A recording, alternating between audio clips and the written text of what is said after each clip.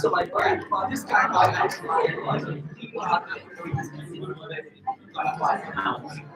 so kind of smart.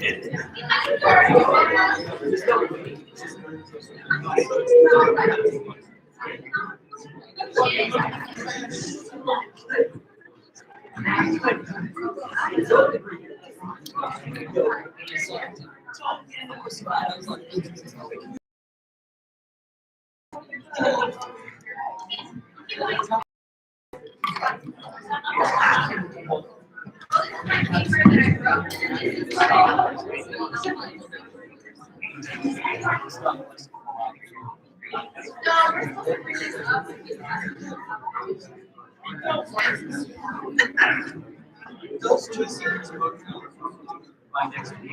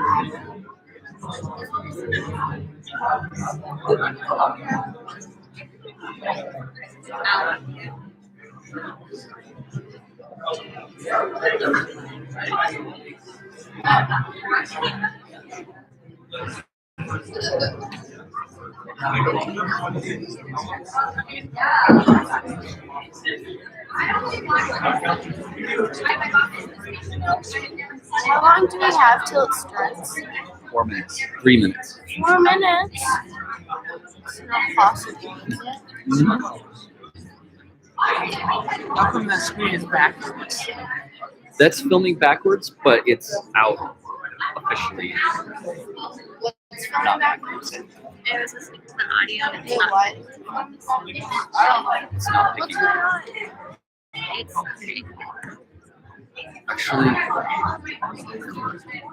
It is, but it's not picking up using this.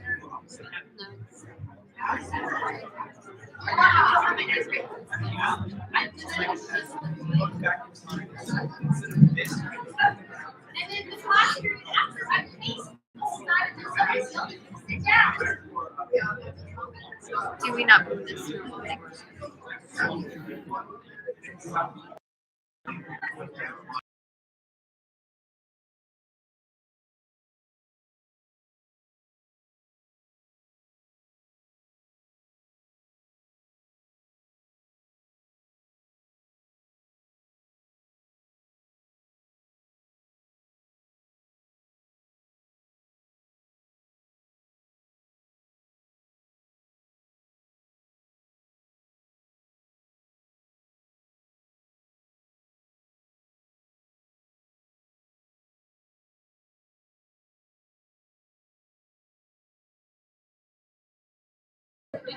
Testing, testing. Can you hear me now?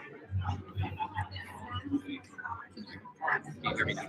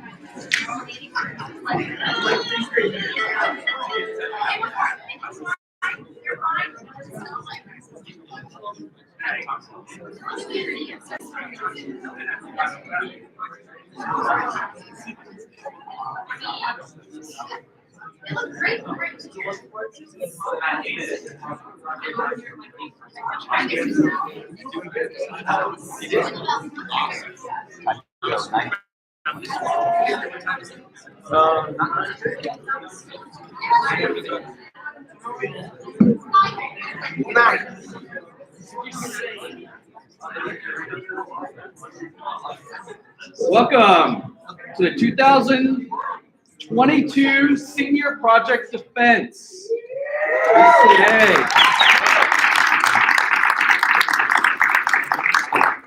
Welcome families, students, alum. Thank you for coming, alumni. Panelists, thank you for being here. Watchers, I appreciate you checking in. BCA is a classical education school. Dorothy Sayers wrote something in the 1950s that is the very foundation of Boise or classical education. We let our young men and women go out unarmed in a day when armor was never so necessary. By teaching them all to read, we have left them at the mercy of the printed word. By the invention of the film and the radio, we have made certain that no aversion to reading shall secure them from the incessant battery of words, words, words. They do not know what the words mean. They do not know how to ward them off, or to blunt their edge, or fling them back. They are a prey to words and their emotions instead of being the masters of them in their intellects.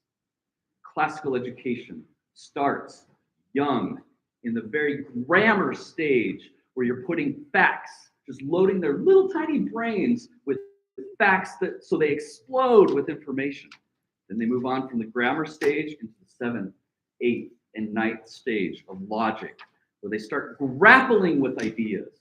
And those ideas, do they make sense?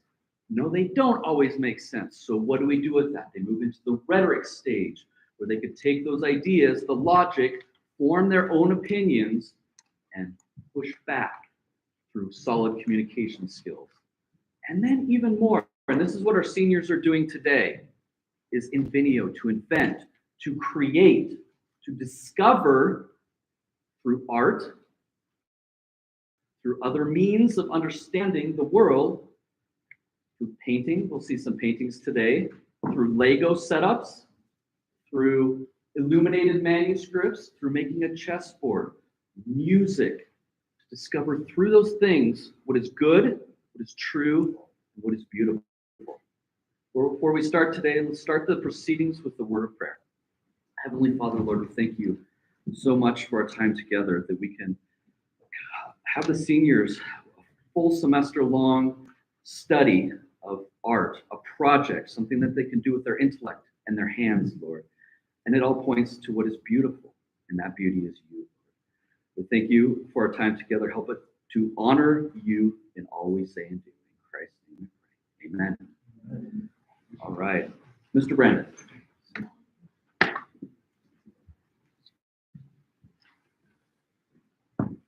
All right, folks, we are very excited to finally get to see the seniors present these projects. They've been working on these for decades, although they didn't even realize it until this year what it was going to be.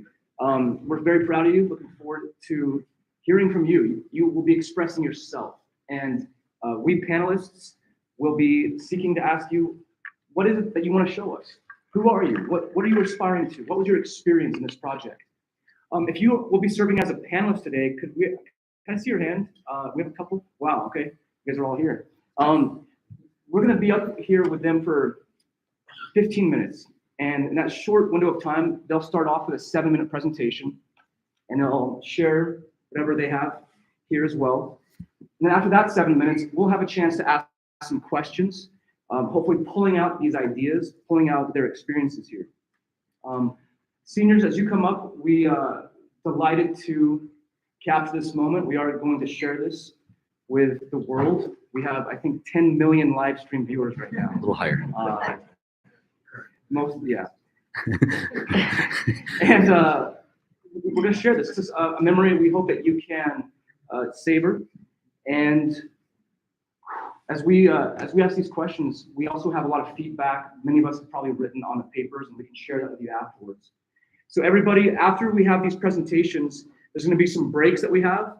We'll have one at 10:30, and we encourage you to come chat with the seniors. If you have some questions that were not discussed here on the panels, go chat with them during the break. And then finally, after all of this is done at about 2 p.m. today, we're all going to hang out and just have some snacks and catch up and celebrate being done with the seniors. You're all invited to hang out. And again, opportunities to talk with them there and ask them more about their experiences. So before we begin, are there any questions from anybody about how we shall proceed? Mr. Fesserly and I will be doing the first panel, and appreciate him. He'll be demonstrating as well how to ask some of these questions. Without any further ado, we're going to get ready for our first panelist. And in fact, I'm going to read the official title of the research paper here, which is A Treaty for Divinity and Proof Thereof. This could be a master's level defense, very reminiscent. We're doing this on purpose. This is how graduate defenses are conducted with a panelist like this. So without any further ado, up first, on A Treaty for Divinity and Proof Thereof, we have Mr. Austin Diviny.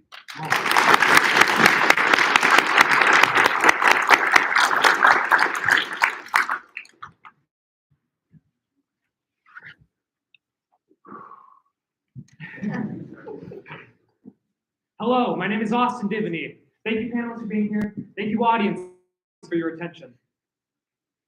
What in music inspires awe? Truth, justice, and beauty inspire awe. These ideals transcend culture. Additionally, when we act as if these ideals exist, our lives improve. Music can embody these ideals. Music reveals aspects of the human experience. It seems self-evident that music can communicate beauty. However, it is less obvious how music can also communicate truth and justice. The truth in music is revealed through the profound tragedy of the human condition. The justice in music calls us to be something more. These moments of inspiration happen when our finite lives collide with the seemingly infinite ideals that make life worth living. Music does not just communicate beauty, it communicates known aspects of the divine. We feel the effect of these things through meaning. Truth, justice, and beauty, embodied in music, inspire awe. Music helps make sense of our lives. Music can create meaning. Meaning is that which sustains us through the tragedies of life and shields us against the onsets of hell. When music communicates truth, justice, and beauty, it puts us in touch with the divine. The experience of awe confirms the reality of the divine. The reality of the divine is also manifested by the practical lessons taught by literature and observed by historians. These ideals are outside of time because they do not change. For example, Moby Dick teaches us what happens when we do not aspire to better things. Moby Dick is about the pursuit of vengeance. Captain Ahab sails around the world asking if passing ships have seen the white whale. If they have not, then Ahab ignores them and immediately sails away. It does not matter if the request is help in finding lost sailors or offer him a drink. He constantly goes against the tides of nature, and because of it, loses more and more of his grip on reality. All my means are sane, my motives and my object mad. Ahab finds the whale, but the sea is turbulent and sailing into it dangerous. Unperturbed, Ahab gets in one of his harpooning vessels and sails after Moby Dick. Right before Ahab strikes, he gives a frantic line to no one in particular. Oh, lonely death, unlonely life. Oh, now I feel my topmost greatness lies in my topmost grief. Ho, ho! From all ye furthest bounds pour ye now in, ye bold bellows of my whole foregone life, and top this one pile of my comber death. Towards thee I roll, thou all destroying, but unconquering well. To the last I grapple with thee, from hell's heart I stab at thee. For hate's sake, I spit my last breath at thee. Then Ahab throws the harpoon, with rope attached to it, whips around his neck, and he is flung into the ocean. He died how he lived, chasing against the tides of nature, striving toward the impossible, deeply alone and filled with hate. When Ahab ignored what is good in favor of what he wished to bring about, his world burned. He did not aspire to justice, he aimed down towards blood. It was not through truth that he achieved his objectives, but through subtle manipulation of his men. It was hellfire he was after, wishing the searing flames that scorched the thing he hated, not for the world to be better, but so the whale would suffer. The moment he aimed down instead of up is the moment he doomed those around him to an absence of love. In contrast, Don Quixote is a story about how belief can improve the world. The premise of the story is that the main character reads only books about knights and chivalry, that loses his mind. Because of this, he goes on a quest to revive the honor of the world and serve his country. Don Quixote is an idealist who wishes to bring his version of good into the world by defending the weak and destroying evil. Some people dislike the fact that Don Quixote operates outside the norms of society, so they try to drag him back into sanity. They give him therapy for his madness, but Don Quixote escapes. Sancho thinks about the world practically. If being a servant to someone who repeatedly puts him in mortal danger gets him an island to rule and gets him money to feed the ones that he loves, then he'll risk it. The two get what they wanted when they set out on their mission: recognition and power. Don Quixote succeeds in enamoring the whole nation to aspire towards chivalry. Then they both voluntarily give up their newly found power and go back home. Don Quixote gets the therapy he needs, and Sancho gets money to feed the ones that he loves. The moral of the story is that attempting to bring ideals into reality, even when one is mad, will make the world better. Music inspires a sense of awe when it communicates truth, justice, and beauty. These are the three known aspects of divinity. On occasion, an inspired musician serves as a medium between the infinite and the finite. His music is sublime. Those moments inspire awe. They're transcendent for his audience. Maybe it is the wonder of timeless ideals that makes us feel purpose and meaning. Perhaps the wonder reminds us of our place in the universe. It seems to humble and inspire all at once. There, our finite lives collide with seemingly infinite nature of these three known aspects of divinity. What in music inspires awe? Divinity does. The language of music is not the same as the language of logic. At the very peak of the structure of logic, we can only barely begin to grasp what music truly is. If we wish to know music's true identity, it is not through logic that will teach us. To know music requires feelings and intuition. It requires that which contradicts itself and results in paradox. The reason why musicians can go mad is because the greater the understanding we have of music, the more we must lessen our grip on logic. Madness escapes the rational, and the ambitious musician does the same. There's more than just calm logic. There's loving empathy. That is how we connect with more than ourselves. Music is both sublime and a mechanism for empathy. It teaches us how to feel. We both reason and feel. One allows us to predict the world so that we can stay alive. The other allows us to move with the unpredictable so that we can thrive. I set out on this because I heard my cousin play the violin. She embodied beauty. She inspired me to also attempt to embody beauty. I've chased after an aspect of the divine, and I'm ecstatic that I've glimpsed it. In that pursuit, I've seen both the world of the sane and the mad. I learned that to strive forward in the world to make it more true and just is to follow beauty's call for love. The sublime incarnates the divine. Let us attempt to be sublime, at the very least, so the world doesn't descend into hell. At the very most, we can be more than we are. I'm a novice at the violin. What is a more worthy goal than to imitate the divine?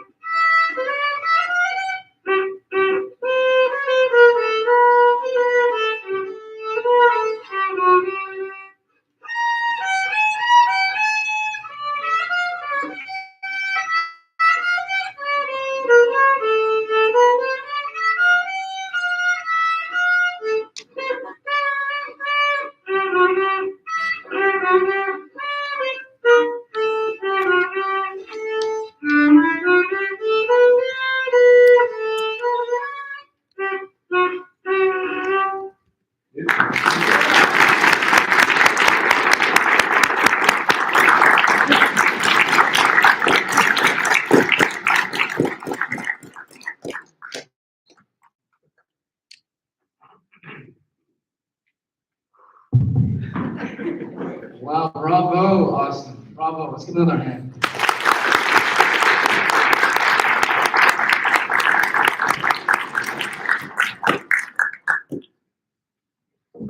All right, bravo can mean bravely done. And that was bravely done.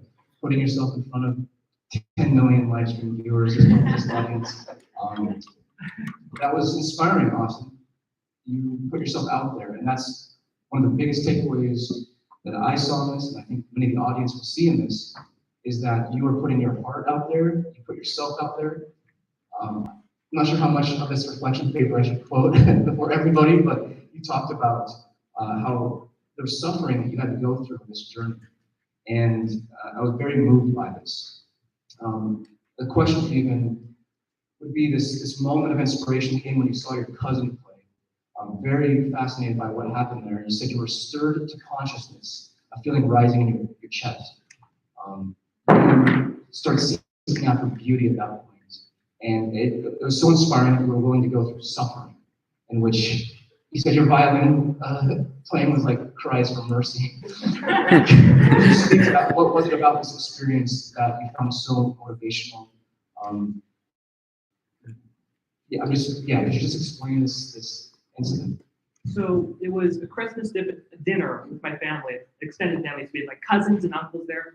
And I had eaten like some kind of sugar, so it was like kind of foggy in the head. And everyone gathered in this big room to like sing carols, right? And I was like laying on the floor, like half passed out. And my little cousin Lily walked into the room, and she had her violin. She's been practicing this for like years, right? She wanted to perform in front of the family. So she goes and performs, right?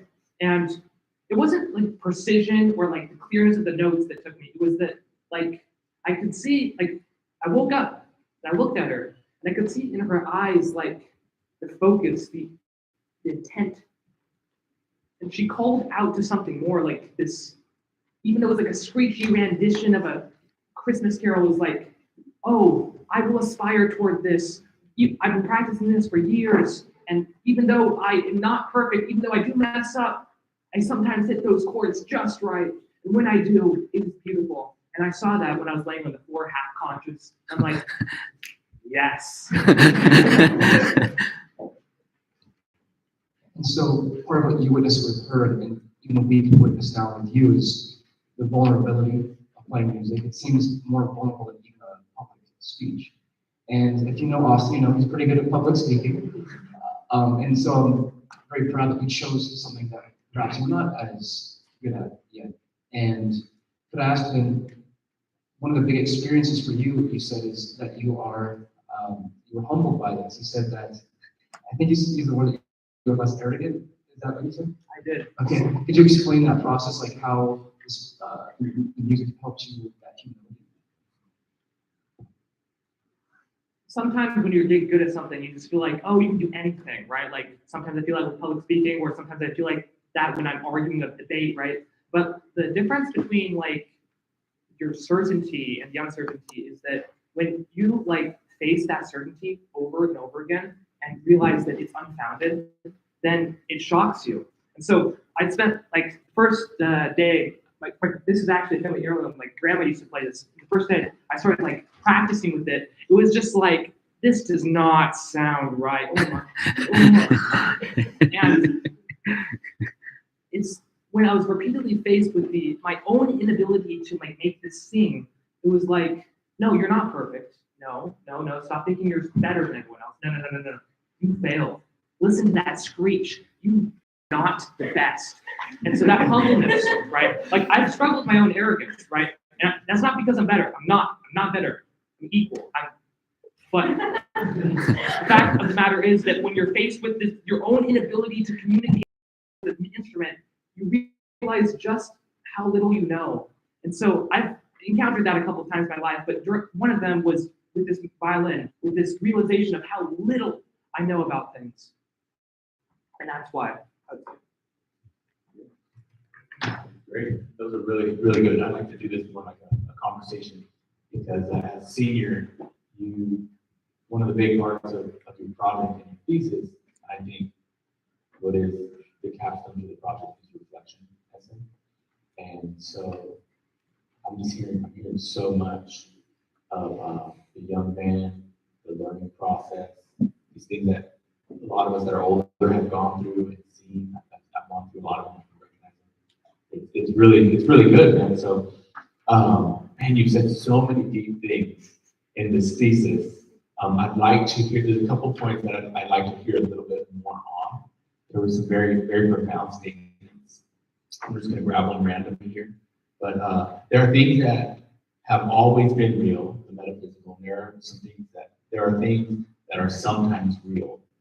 I can see how this will tie in with music, arrogance, humility, and how we interact with the reality of God or divinity. But can you explain a little bit? I'd love to hear you expound a little bit on this. The metaphysical are the more real things. Yeah. So there's two groundings for like the philosophy behind my treaty. And one of them is what I read some like very influential like Stanford articles like summarizing the entire like Greek philosophy, like Descartes, not Greek but like Western philosophy, Descartes and Socrates and Plato and Aristotle, like all the big hitters, right? And I read it all and then I like synthesized what I think they could agree on. So it's like I came at it from the philosophical perspective of what's the seeming commonality behind these great minds, and they don't all agree on it. But like that's the general consensus that like, I made there. But the reason why I think there are physical and metaphysical truths is that I also read a book called The Power of Myth.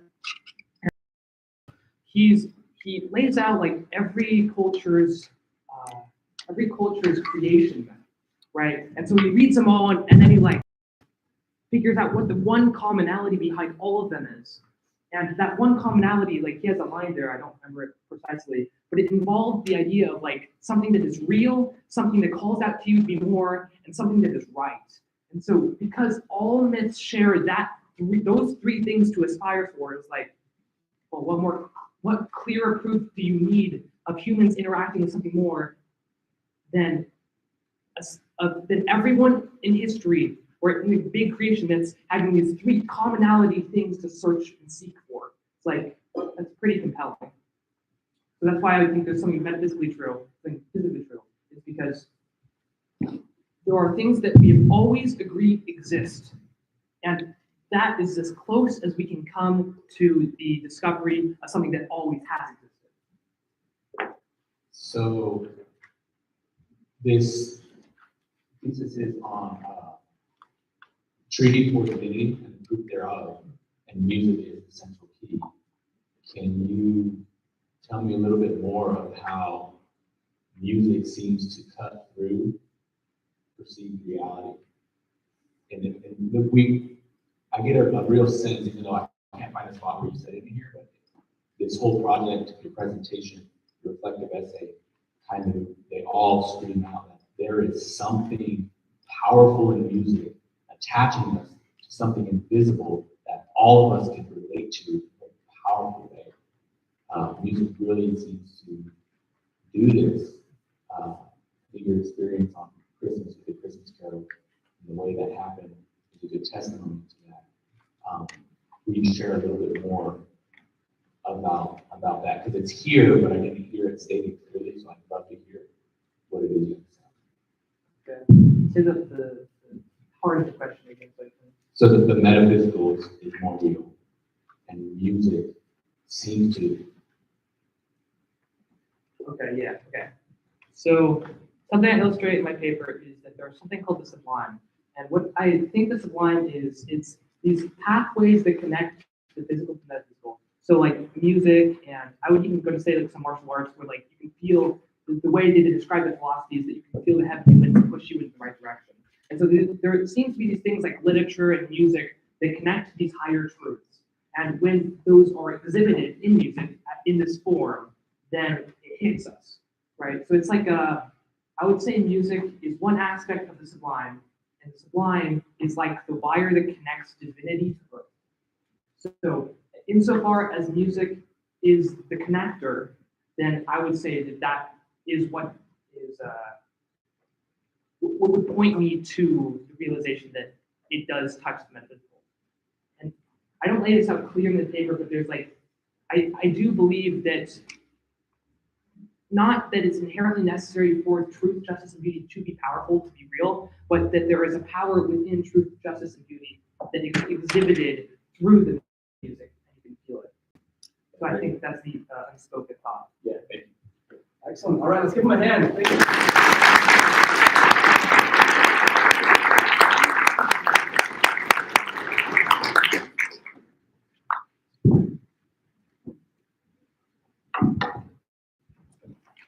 All right, folks, we're going to take a very quick intermission.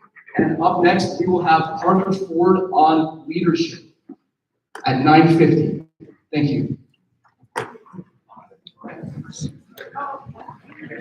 Students, at the end of first period, you can head to second period.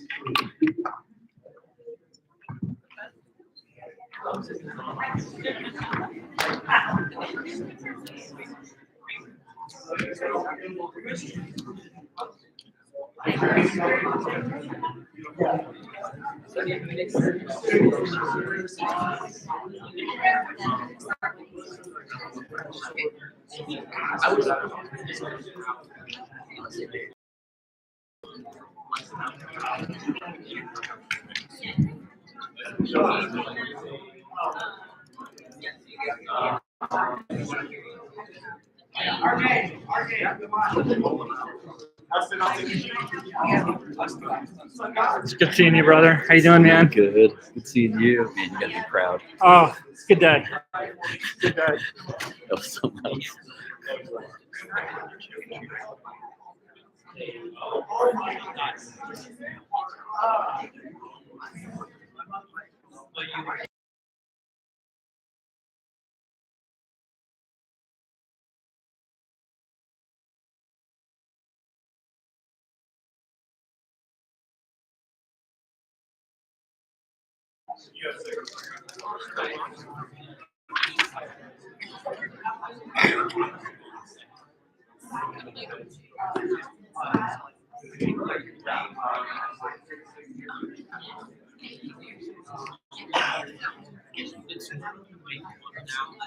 All right, Peter.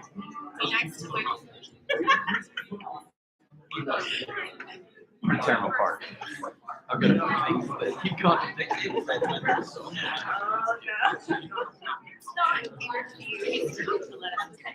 Listen, you rich. That makes sense. He did a great job. This is the culmination of everything he wanted to do. But there's one contradiction I want to get.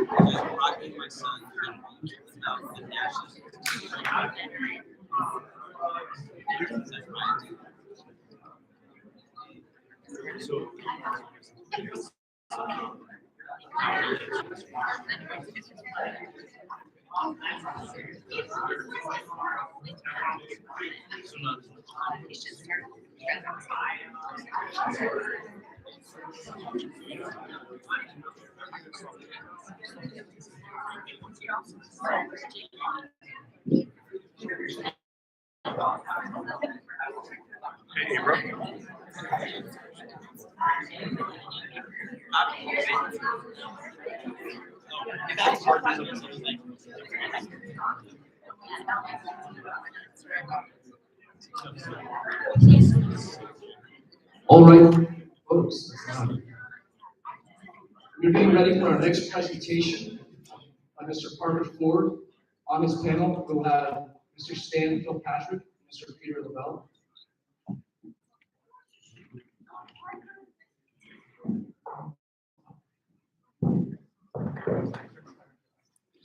All right, we have Mr. Parker Ford on the ability to bring people together for a common purpose. Let's give a hand to Mr. Parker Ford.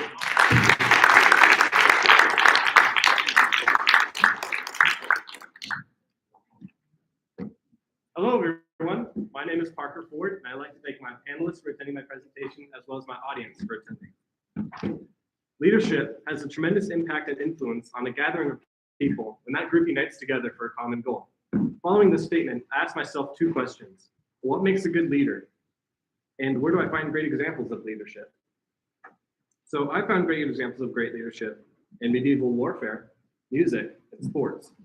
More specifically, I found leadership in Alfred the Great in the Battle of Ashdown. I found leadership in John Lennon and Paul McCartney in the Beatles. And I found Tom Brady throughout his career. Now, how did Alfred the Great, Tom Brady, John Lennon, how did Alfred the Great, Paul McCartney, John Lennon, and Tom Brady incorporate leadership into their careers and their life in general? As I was learning more and more about these four men, I took away three things that made each leader stand out as an apparent leadership trait. For Alfred the Great, his biggest leadership trait was inspiring morale into his men. For John Lennon and Paul McCartney, their biggest leadership trait was communication with the other band members. For Tom Brady, his biggest leadership trait was setting an example for his teammates when he came to work. When thinking of an idea for my project, I pinpointed an area where I can incorporate the three biggest leadership traits: inspiring morale, communication, and setting an example, and decided I should get the team together and build Lego sets to display my leadership. I figured out what my project was, and I figured out how I incorporated leadership into my project. And so, like I said earlier, I'm going to apply inspiring morale, communication, and setting an example. I got a team together, which included myself, Austin Divney, and James Lee. And we got together and built Lego sets. I made a chat for James and Austin where I applied communication for my team. I communicated with my teammates on pinpointing a date where both of them can come over to my house and help me build the Lego sets and execute the vision that I had for the project. This is one of the ways that I also applied communication into my project, as well as applying the trait with communicating with others around me. When my teammates arrived at my house, we instantly got to work on the Lego sets.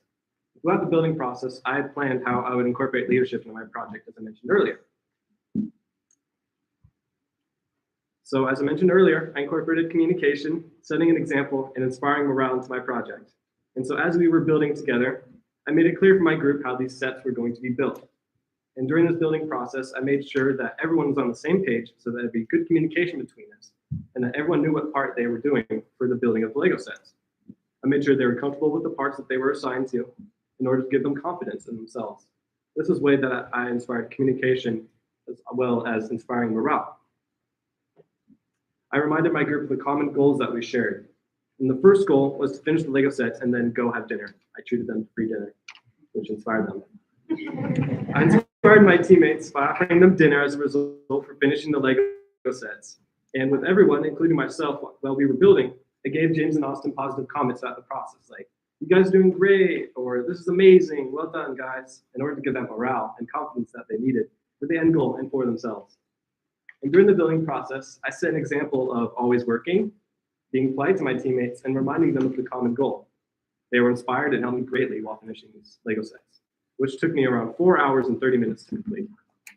Now, for those of you in the back who can't see up here, more specifically, we have on the top left, in the top middle, Alfred the Great, the Battle of Ashdown. Sorry, it's a little blurry, but the blondie right there on the top middle, that's Alfred the Great. He's in the middle of this man inspiring morale. And then the enemies are the Vikings on the hill. And over here, we have Tom Brady. He is the guy with the brown hair walking.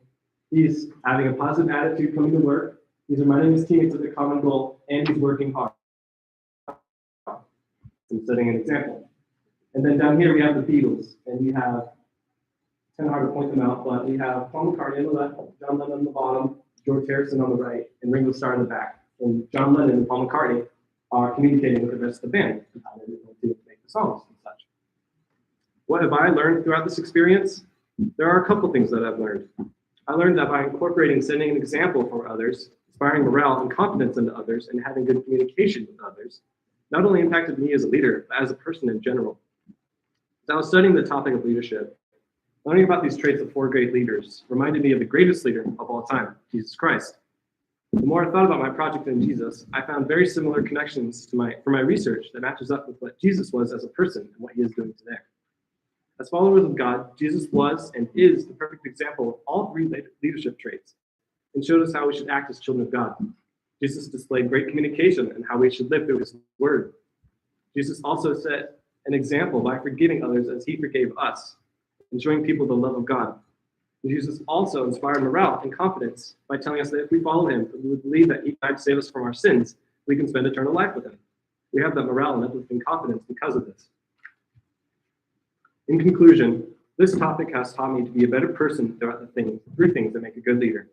I can inspire morale and confidence into others who need it, set an example for others by treating them the way that I would like to be treated, and by communicating my thoughts as well as making good conversation with everyone I meet. Since I'm going to be talking to quite a bit of people in my lifetime, these traits will make me a better leader and a better person. Through my research and project, others can take away these valuable traits that I have learned while studying the topic of leadership and can become a better leader and a better person because of it. Thank you.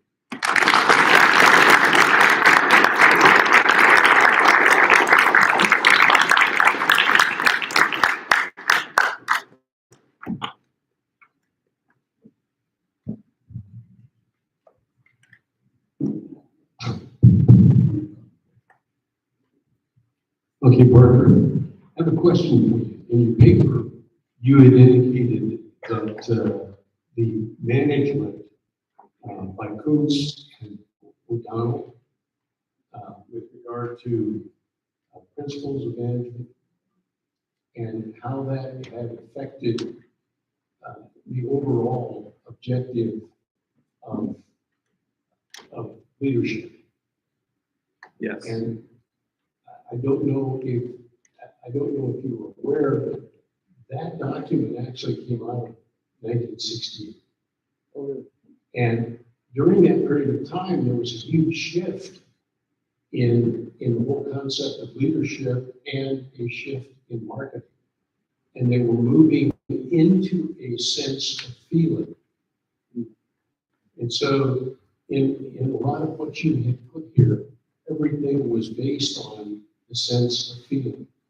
And so I have a question. In terms of leadership, do you see anything that might cause those that you're trying to affect to not even acknowledge the skill set of leadership? And what is it that makes the difference if you're establishing a goal? Are there any assumptions that have to be made correctly in getting that accomplished? So you're asking if leadership can set an example for others without, is that how you put it again?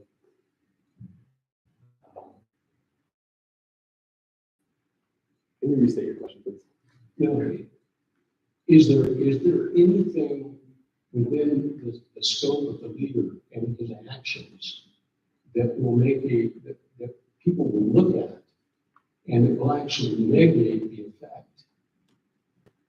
And are there assumptions that person who is the leader has to make correctly about those that he's trying to impact? Well, yes, I think that is super important. Like for Tom Brady, his biggest leadership trait was setting an example for others. So with like the positive attitude and reminding his teammates of the common goal, the teammates can emulate that and they can see, oh yeah, you got to win the Super Bowl this year. All right, let's inspire the others to do it. And so that affects their lives as well. And even just his work ethic as well can also inspire them to work hard. I mean, he's won 7 Super Bowls. He's doing. And so, I mean, that can equip with other leaders as well. But I think, yeah, Tom Brady can set a huge example as well. His leadership can set a huge example for others. Thank you. Yes. Excellent job, Parker. on your paper, your reflection, all of it, and great speaking skills. I did have a question for you. You mentioned at the end of your talk here that in the future you will be talking to quite a bit of people in your lifetime. Fantastic. But you seem to grasp leadership concepts far beyond someone your age, far beyond someone who just plans on getting up in the morning, going to work, and then coming home. Can you talk to me a little bit about, if you understand leadership concepts as well as you do, you have done an excellent job, do you have a duty to do more in this world than just have a job and go home? Can you speak into that a little bit? Yeah, so that's how I used to think of just getting a job and getting along. But as I researched leadership more, it is somewhat become kind of my role in society and duty to set an example for others as well as inspiring around communication. But I do believe that this has affected me personally and should affect me for the rest of my life. So I do think that this has a big impact on me and how I'm going to live. I do have another question, if that's okay, Stan. Inevitably, and I'm glad you brought up Legos because they are well known for being on the floor in the middle of the night so that when you're up and about, you step on them. And it's very, very painful. One thing that a leader does, and you didn't touch on this, but I'm wondering if you thought about it. Inevitably, that Lego on the floor is not your fault. It's probably the fault of someone else, and it's caused pain in your life. How does a leader react when things that aren't your fault and businesses are hurt or your family's hurt from outside sources? What does a leader do to overcome these challenges and pain? Yeah, so even if like dropping Lego on the floor and someone else steps on it, even if that isn't your fault, even if you were still to take the blame out of humility, people can be inspired by that and think, that wasn't his fault at all. Why is he doing this? Why is he so humble about this? And then that also sets an example for others and how they should live, and that can impact many people. I have one more. I'm going to push back on you in one area, and that is the two guys that you chose, James and Austin. I know them pretty good. They are highly motivated characters, extremely motivated. Do you see a moment, or did you have a moment when you're working with them where their motivation just tanked? A good leader finds people like those guys who are highly motivated, but did their motivations tank, and did you speak to their morale? There was one point when we were building Alfred the Great, the Battle of Ashdown, and then there's just a point where we kind of just stopped building and started talking about my project. And so then they just kind of like put down the sets for a little bit. But then after we finished talking, I thought, all right, let's get back into it. That was a good discussion. Oh, okay. And then we just went back into it. So, yeah.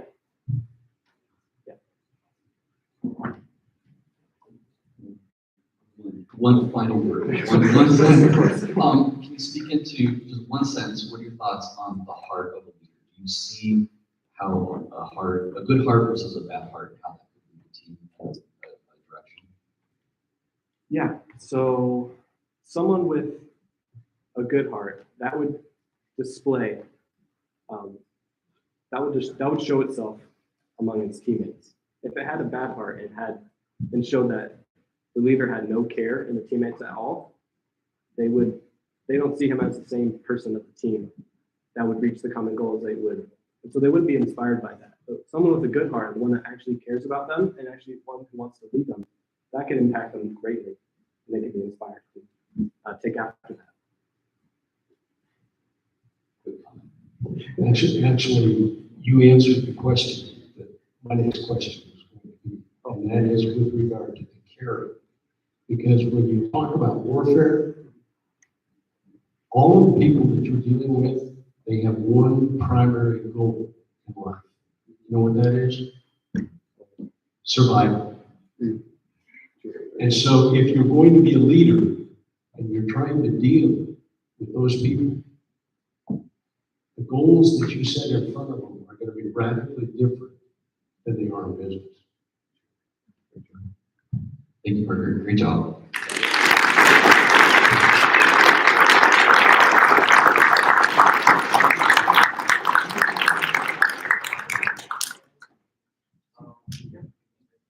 We have just enough time to take one question from the audience before we take a break. Would anybody from the audience like to ask Mr. Parker a question? Who did which display? Say it again. Who did which display? Did you do one? Did Austin do one? We all worked together on all three of them. We actually did the Battle of Ashdown first, and then we did Beagle second, and then third. But we all worked together on the same set. Yeah. So how did you resolve disagreements when you chose like where to put the pieces? Were there times where you guys had any conflict? There was a couple times, but then that's where great communication comes in. We figure out which goal we want, like more specifically on creating the exact faces and hairs for the beagles. We thought, does this hair work? Does this face work? So then we kind of came to a conclusion and then kind of voted on it together while talking. And so then that's kind of how we resolved all the talking. All right. One last thing. I saw you. Are you a fan of the Beatles? Yes, for sure. Yes. For sure. All right.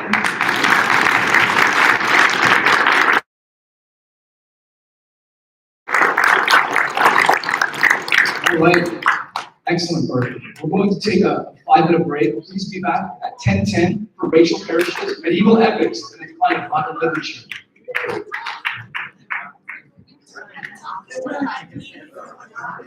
Rachel. Rachel.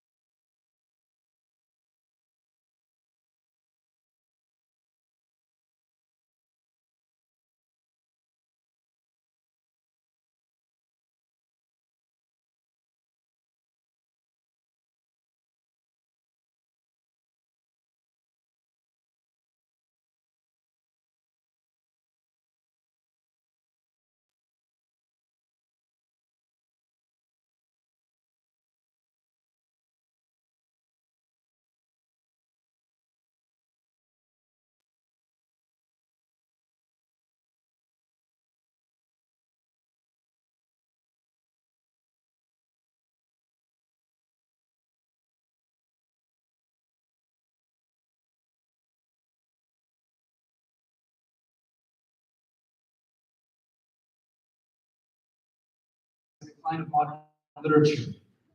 Thank you to Caitlin Woodham and myself as her panelists. All right, hello, my name is Rachel Parrish, and today we're going to be talking about the epic standard. Before I get started, I really just want to thank all of you guys for being here. I've put a lot of time and effort into this project, and it does mean a lot to you guys. So, thank you. So, the epic standard. We have a decay in modern literature. Our stories are not what they once were. Epics really exemplify how stories can be beautiful, how they can be true to being a story, and how they can seek after what is good and how they interact with God and man trying to deal with each other. All of the epics are written in poetic form. So poems are really where literature and art kind of cross. So epics are really beautiful to read and hear. Epics are also trying to be real stories. A lot of stories nowadays are trying to sell the box office numbers or trying to sell a point. They're not trying to be a story. And another thing is epics, whether they're from ancient Mesopotamia, from ancient Greece, from Rome, to even, France.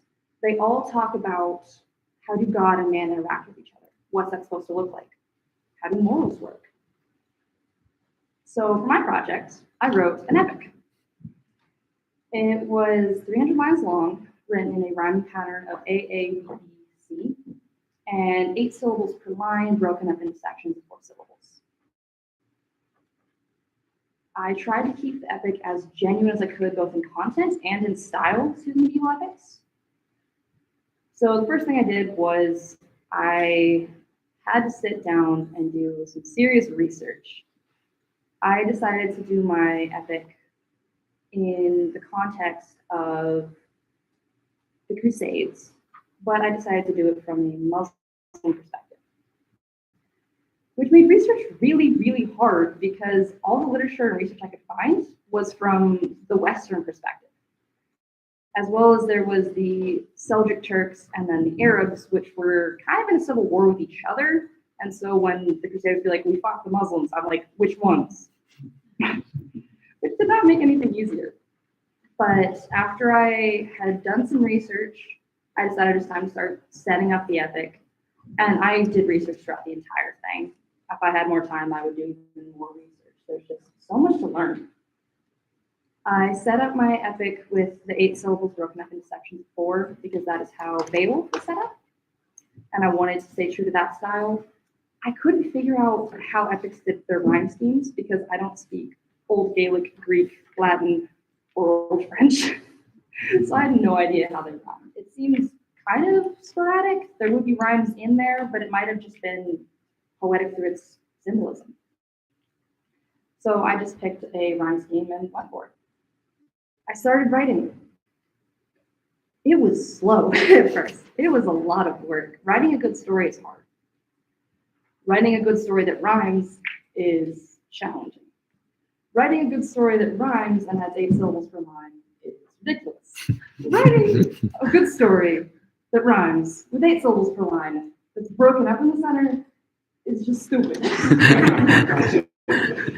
For instance, perfectly good sentence. I'm not wanting to go there.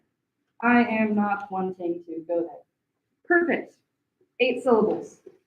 Wanting is broken up in the center, so I can't use the sentence. There was so many sentences that were scrapped, remade, reworded. I was using a thesaurus the entire time, trying to come up with synonyms because I can't use a word that's like over 5 syllables. So it was a challenge. It was fun, but it was a challenge. And I was writing up pretty much till the last day. And the story did not come out how I thought it was going to be. It wasn't what I thought it was going to be. But I think in a sense that's almost better because I let the story write itself. I didn't try to start with the end in mind and run backwards. And I wanted to do some editing on my story and put it in a presentable form and, maybe put in the book or something, which I didn't have time to do. But then I also realized that epics were almost purely oral, which is why we have so few of them today. So it wasn't really a problem that I didn't have a fancy written version of something that was the oral tradition. So I'm going to read you guys a few lines from my epic. This is Fatimid, who was the leader of the Arabs and had controlled Israel at the time during the Crusades, talking to our main character, Armand. The Seljuk Turks rode off to fight, Manskert won, battle of might. Fatimid called, warriors gathered, warlords plunging into the hazard. Fatimid spoke with fortitude. You have proven you are of steel, you fight and strive with pious zeal. Fierce, valiant, bold in battle, heir of 100 heads of cattle. Wise champion, friend of all. Faithful Armand, born of Kadir, take this land and faultlessly steer. Guide Israel with devout hands while we travel in our war bands. Protect and lead her fast upright. And if you guys want to read any of this, I have a couple extra epics that I printed out. So if you guys want to come up during a break or something, read through them. It was pretty fun. So what? So what? I got a cool poem. I got an epic poem. But epics are stories. Stories are how we communicate with the world. I mean, Jesus even taught in stories. How we communicate. If we aren't communicating, how are we going to be refining our ideas? How are we going to be becoming better, chasing after these things? Literacy is at some of the lowest points it's been in a long time in America. But literacy is only important if there's something worth reading. We really need to get back to the epic standard. Any questions?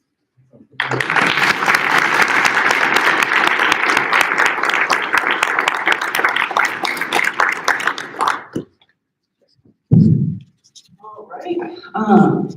There we go. Let me use the mic in a hot minute.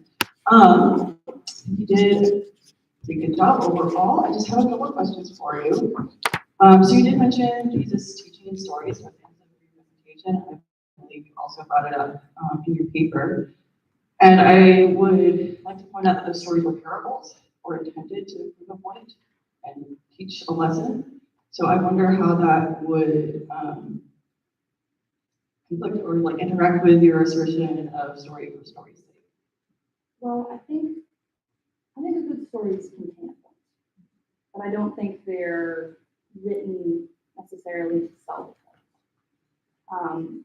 I think Jesus chose examples that would convey his point well. Again, I don't know if he's God. You could argue that my epic has a point. I bring up at the end just really talking about who Armand is and all of these things that I think make him a good main character, a leader. But that wasn't, I didn't write to be able to say these things about him or to sell these points. They're what came out of the character. So I think stories have a point, but I think if you say anything true about the world, you're going to end up with a point. Does that answer your question? Fair enough. Okay. Let's see. I guess I just also wanted to ask you about your process in writing the poem. What was the most challenging part, do you think? And then what was the easiest part? Hardest part? Actually writing it. It got frustrating at points, I'll be honest. But once I got going, it sort of started into a rhythm. My brain started just handing me sentences in like 8 syllables. And so it sped up as a while. I think the easiest part was probably just researching.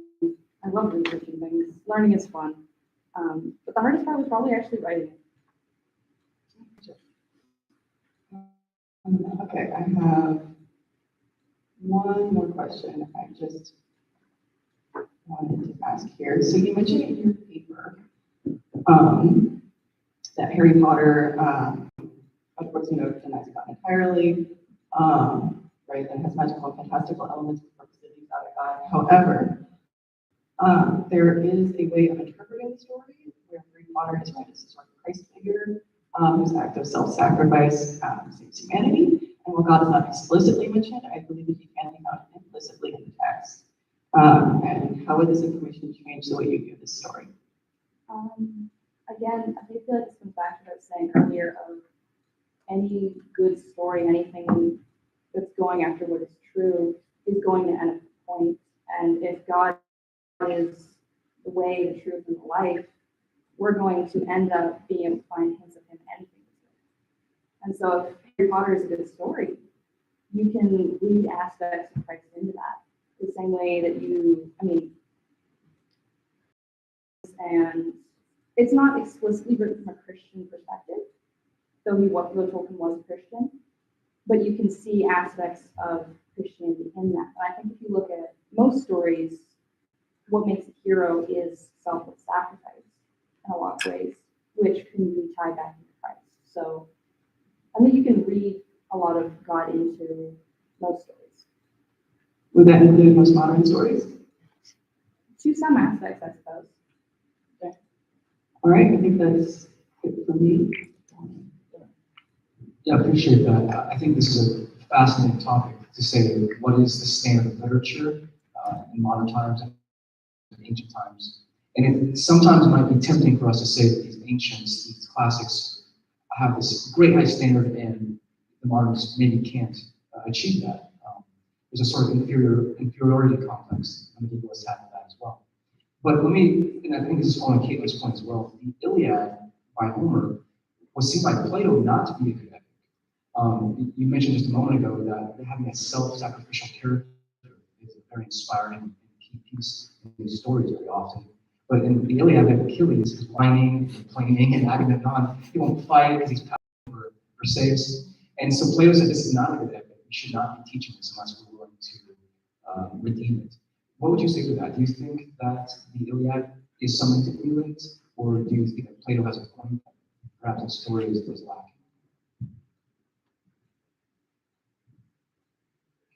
Iliad is a story and a piece unto itself. So, being that it is a good story, it makes a point. It can be a good point, it can be a bad point. I think Plato has a problem with the point that he is pulling from the story. The work itself, in Homer's words of how we made the symbolism, how we told the story, how we crafted the characters, is, I don't think it needs to be changed or overwritten. I think you can appreciate it or not appreciate it based on what point you take, but in of itself, it is. Yeah, I appreciate that. So when I read yours as well, I think I was searching like what are you communicating through this? And one of the things that stood out to me were the characters. I mean, it's very central. I mean, these characters really stand out. And yes, Armand as the great hero here, but I saw that the Sarah, is that the Jewish maid? Very interesting character there. In fact, part of the climax was when she comes to him and asks to give service, and she seems nervous. Sarah stopped and hesitated in twilight air, warily stated, forcing the downfall of her dear land, wondering what Armand had planned. Maybe she sat herself here. And so she comes to him and she seems to be nervous, hesitant, like what's going on.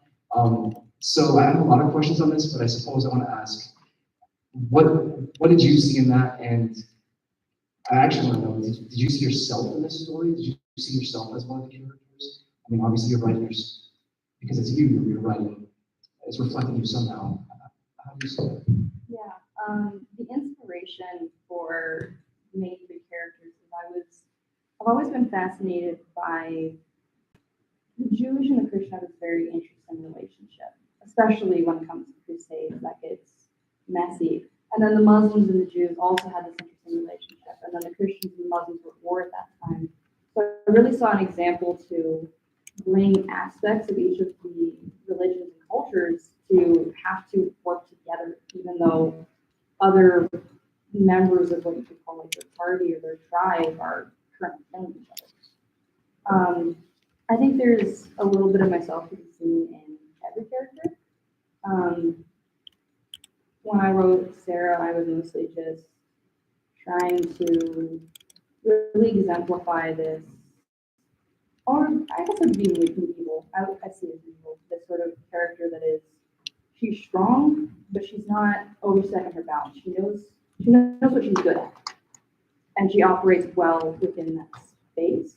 But she also has these distrust and concern for how she's supposed to interact as a Jewish female with a Muslim like warlord, and that creates this very odd dynamic between the two of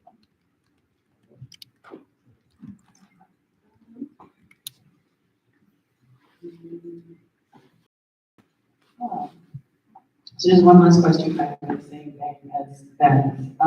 So the content of a lot of stories, such as the Canterbury Tales, Judith, which was an Anglo-Saxon epic, Arthur Legend, a lot of the time it's incredibly graphic, and a lot of the time that is for the sake of entertainment. Do you think this necessarily contradicts their value as epic poems? That's what I was saying about the Iliad. They have value for what they are. And I think you can value the epic for what it is and not the point it's saying. Again, epics were purely an oral tradition. So if the story was to survive in a sense, it had to be popular, it had to appeal to the audience. Because if not, the bards and minstrels would find a better home. It was whatever stories that the nobles or people would ask for. So I think there's good and bad in every story. I think that really comes down to whoever the author was trying to work in whatever he thought would be popular. So it's more about entertainment value in that case. If it's about entertainment value, it's back to trying to be. I didn't include Canterbury Tales as a medieval epic when I looked at epics and wrote through a bunch of them, because I felt like it was trying to write a story for entertainment. As far as I was aware, I didn't actually read it, but I read some bits in there. It didn't seem to be how God and man interact with each other. And it still has a poetic structure, but the rest of it did not really seem like it was an epic. Amen. Awesome. Well done, Rachel.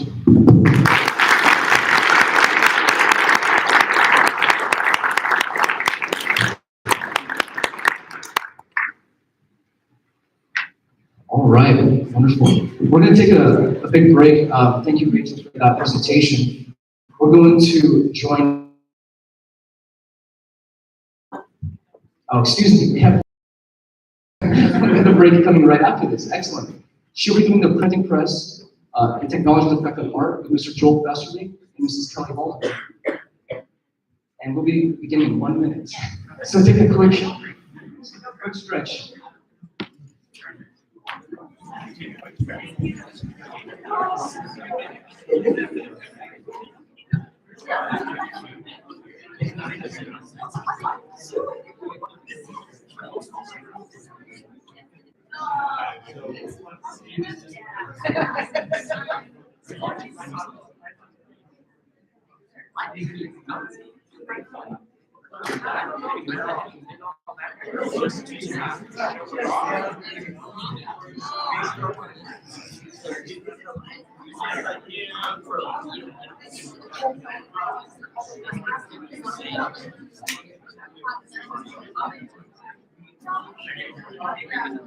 I'll live.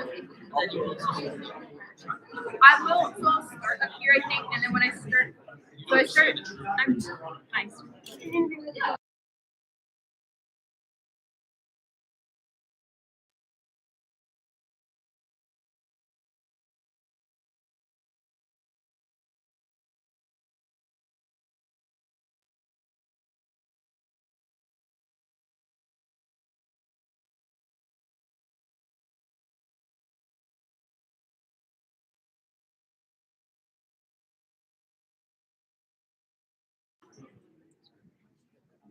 Panelist Mr.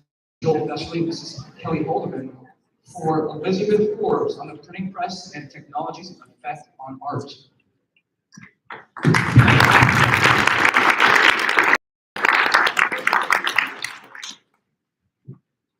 Hi, my name is Elizabeth Forbes.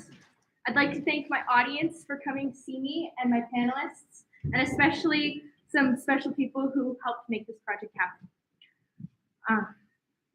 Today I'm going to be talking about the printing press and technology's effect on art. There is loss of tradition, individuality, and beauty when technology gets involved in art. Art was meant to be made by human hands. So who is Gutenberg? Gutenberg was the father, he's known as the father of printing. He made movable type in the printing press. His pet project was the Gutenberg Bible. His goal, he wanted to print the whole Bible on a printing press. Before this, the monks hand wrote all the books, specifically the Bibles. Gutenberg changed the tradition from handwriting books to printing books. These monks put their individuality and their personality into their handwriting. With this technology, it changed the fact that we couldn't even see the personality in handwriting anymore. But it did make all of the words more legible in the books. It also made it cheaper to print. He also changed the beauty of the time. At the time, they did illuminated manuscripts, especially in books. This fell out of fashion as the printing press started to boom, because illumination was expensive and we already have the words of the books, so what's the point in decorating them anymore? So I show these points through my project. For my project, I made 3 illuminated manuscripts. Well, what is an illuminated manuscript? Illuminated manuscript, so illumination literally means to light up or lit with bright lights.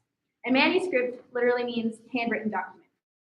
Now, this manuscript has kind of shifted into like more of a synonymous term with document in the modern day. So I might use those terms interchangeably. So for my project, I made a digital copy, a typed copy on a replication Gutenberg press, and a handwritten copy that I did in cursive. My goal was to make it as historically accurate as I could without actually doing it the way that they did it at the time, because I didn't want to figure that out. So my process, I started with trying to pick a Bible verse, because at the time, that's what they liked to illuminate. And I started with Isaiah 61, which is my life verse, but I switched it because what they had on the type at the time was Proverbs 1, not Proverbs. It used to be called Proverbs of Solomon, so Song of Songs, the first chapter. I started with a sketch, and I did a complete rough draft, which is this one right here. And I sketched it out a few times before I was happy. Of the 3 main ones, I completed the digital one first. It was kind of hard because I had never drawn digitally before, but I had a lot more control over what I was doing and what it could look like. The undo button is your best friend when you're doing anything in regards to art. The colors are a little bit off on this, even though I took a picture of this and like uploaded the colors to the program, just because of the way that the lighting worked in the photo. It's basically as perfect as I could get it, but it's also kind of boring compared to the rest of them. For my half done one, or my typed up one, I illuminated it, and I had a very similar process. These two had very similar processes. I sketched out the design, and then I inked over it with line art, and then I colored it in with markers. Now, here's the part I disliked the most of my project. It's called Gilding. It's basically applying gold leaf to paper. This makes it very sparkly, which is nice, but at the same time, you don't have a lot of control over what you're doing. So you color in with the glue, but wherever the glue ends up, that's where there's gonna be gold leaf. And if you don't wait for the glue to dry, then it looks kind of crummy. And it just is a little bit of a mess, but it's okay. So I tried to make it as historically accurate as possible. One of the things that they did in Illuminated Manuscripts is they used a lot of reds and blues in their illuminations, because red and blue were cheap colors. The designs I also made very like floral, so that for historical accuracy. Now, these would be considered the first chapter of a book, which means they're going to be made more elaborately beautiful than, say, like a random page. So they were more likely to have golds and other colors in there. So how is my project related to my research? The project basically says what I say in my paper, that yes, there's improvement when technology gets involved. It's a lot more legible and like, nice looking, but that there's also something lost. You can't see my personality in it as much once you add more technology into it. And that creation is important because now I'm not saying bad, just that we need to keep in mind that we should not be relying on it to create our art for us. Genesis 2:8 says, "And the Lord God planted a garden in Eden in the east, and there he put man who he had formed." We were created by God's hand, and our creations bring us closer to him, that we might create and emulate him through our creations. This is important because, especially in the digital age, we rely on technology for a lot of what we do, especially printing. The number of things that I printed in the process of like doing this project, from my outline to my paper, all of it. And that creation really does bring us closer to the divine, and that it makes life what's worth living. People should create, and art was meant to be made by human hands, not technology. Thank you.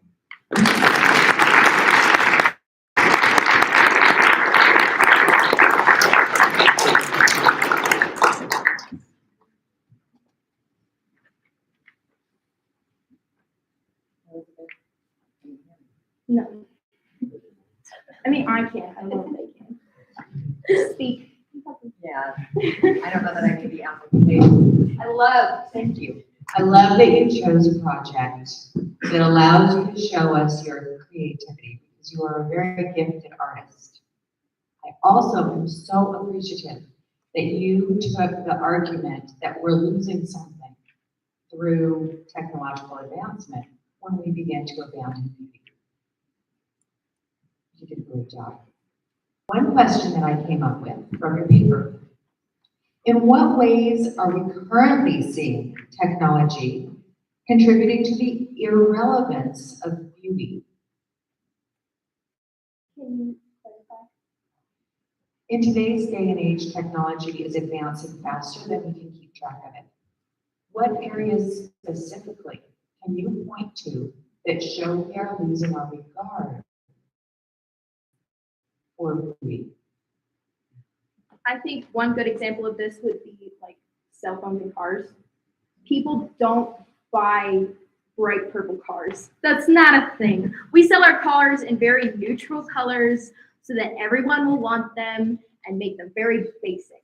If we were still trying to contribute color and vibrancy and beauty into our lives, we would have more of these everyday items be bright and beautiful colors that flash with each other.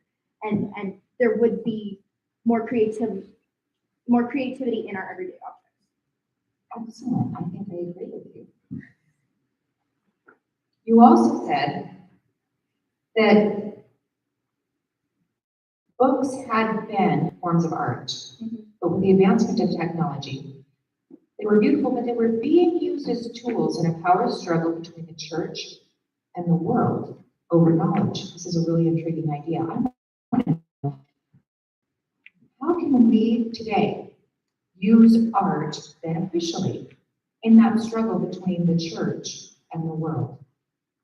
As in, like, using art for the church or for the world? As believers, is there a role for art and beauty in the advancement of God's kingdom? I think, yes. A good example of this would be Catholic churches, right? They have these ornate school chairs. Like, that there's a certain aesthetic and vibe that they're going for in those kinds of areas, and that the church brings that across very well in regards to the rest of it, and like in contrast to the rest of the world. Just one last thing.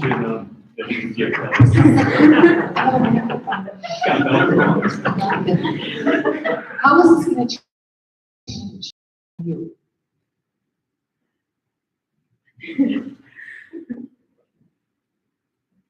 I think one thing that I was discovering in my project is that imperfection makes things more beautiful. And so that creating art is more important than making it perfect. Because the digital copy of my Illuminated manuscript is as perfect as I could get it, but I think it's my least favorite, just because you can't see the imperfection, and it connects us like through humanity. That like, oh, I'm imperfect and you're imperfect too, and that we can all like live in our imperfection together. Wow, that's because we are, I have to agree with you. I know we're supposed to push back on something, but I really have to agree that we are works of art, and we are all in process, and our imperfections really continue to create a unique experience. There's beauty in it. So, so much good stuff in here. When reading your reflective paper, you shared, you're very, very open and vulnerable about some of the frustrations, messiness, and that really, really kept bringing me back to in your paper. You write about a master. People seem to dedicate a lot of time into a craft, lifestyle. So, taking this back to medieval and your experience, can you tell me a little bit about, I'd like to hear a little bit about how you getting started, was a learning curve, how that changed you, and how you see, okay, because it has a formative process on you. So it's something being lost, technology where it's maybe easier. I don't know, there's a lot there. I'd love to hear your thoughts. There's definitely, because I originally was trying to argue against technology and I couldn't do it because technology is so important today, and I feel like trying to separate myself from that would be like trying to separate church and state. It's just like not gonna happen. But that there really is a practicality that comes with the evolution of technology, that there's a usefulness that I can look up anything that I want to in like 2 seconds on my phone, you know, but that there still is a little bit of like, I guess kind of a war between technology and beauty, kind of being like, well, where's the line that we walk where we're still making things beautiful and trying to give glory to God, but not letting, because like I even in the ones that I have, I was using pens. I wasn't using like dip fountain pens with like feathers and like writing it all, and I wasn't about that. I was going to use what I had on hand, and that really the point is that we don't let our tools do the work of creation for us, that we create through our tools. That is perfect, because that dovetails right into my next question, which is was a little bit of pushback, because there was some like, you know, I think we all struggle with this. Like we see technology having a lot of negative effects. So when we start being critical of that, I think everybody can resonate with that on some point. But I want to push back on, so we're pursuing creativity, and as a creative now, we have to, now we're stuck with technological tech versus like tangible or tactile creativity. But as a creator or a creative, and being in a community with creatives, to watch someone who's truly creative and much more creative than I am take technology and then use it as an outlet of creative. So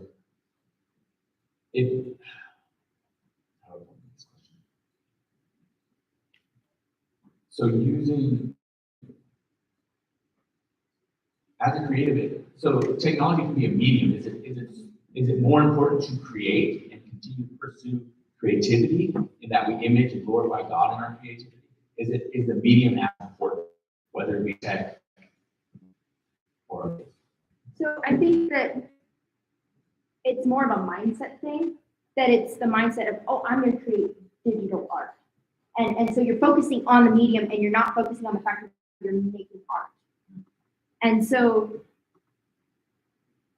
encouraging creativity and encouraging, I like to say the perfect imperfection that is art is more important than discouraging, like I encourage everyone to try digital drawing. Like it's kind of interesting and kind of hard, but like it's an outlet for creativity, and that the creativity is so important. Okay, one last one here in your page, paper, you say, both the press and Gutenberg Bible are works of art, but the printing press made the Gutenberg Bible, which means the press is also a tool. Pushing back on that a little bit, is the Bible, which was the work of art, also a tool? You mentioned that also. I think that it could be that the Bible was made for a purpose, right? To spread the gospel, basically. And so and those words in and of themselves are works of art, as well as, so like it could be used as a tool too. So both like art and tool, kind of, in some ways they're connected, so that like even my phone could be considered a form of art because it's proof of creativity in man. So I agree, that's a great answer. Yeah, that's really where I was pushing, is that the tool and the art are one and the same. The Bible is so formative. You know, like you can't read the Bible and not be changed. Figures. All right, I think that's the time. Yeah.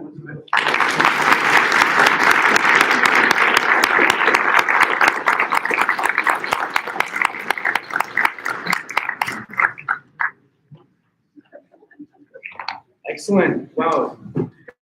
Very articulate, very beautiful work there, Elizabeth. We are going to take a break now. We'll resume at 11 o'clock sharp. There are some refreshments at the front, especially for families and adults here. So let's please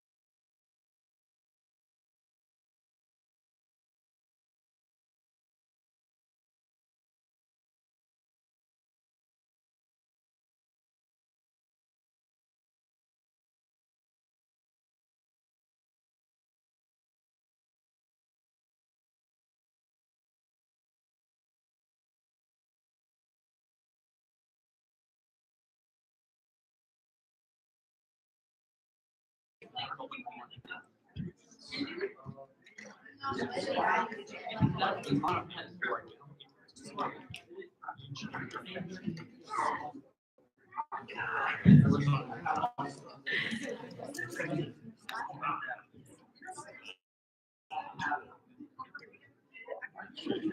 would like to start in about 1 minute, please.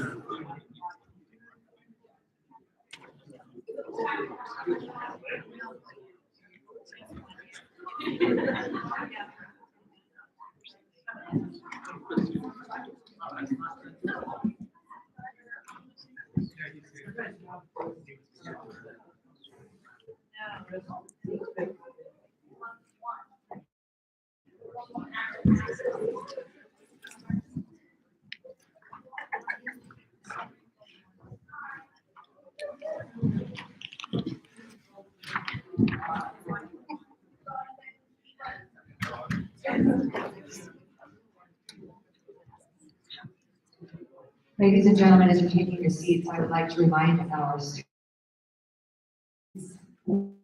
my manners, please keep your seats. We will have frequent breaks. You do not need to excuse yourself for those. All food needs to stay out in the foyer. It needs to stay out in the foyer. You can wait until the class is completed to excuse yourself to the restroom. Thank you. Now it is time for us to welcome Mr. Christian Mathias to the stage and his panelists, Mr. Jason Sliva, and here with us.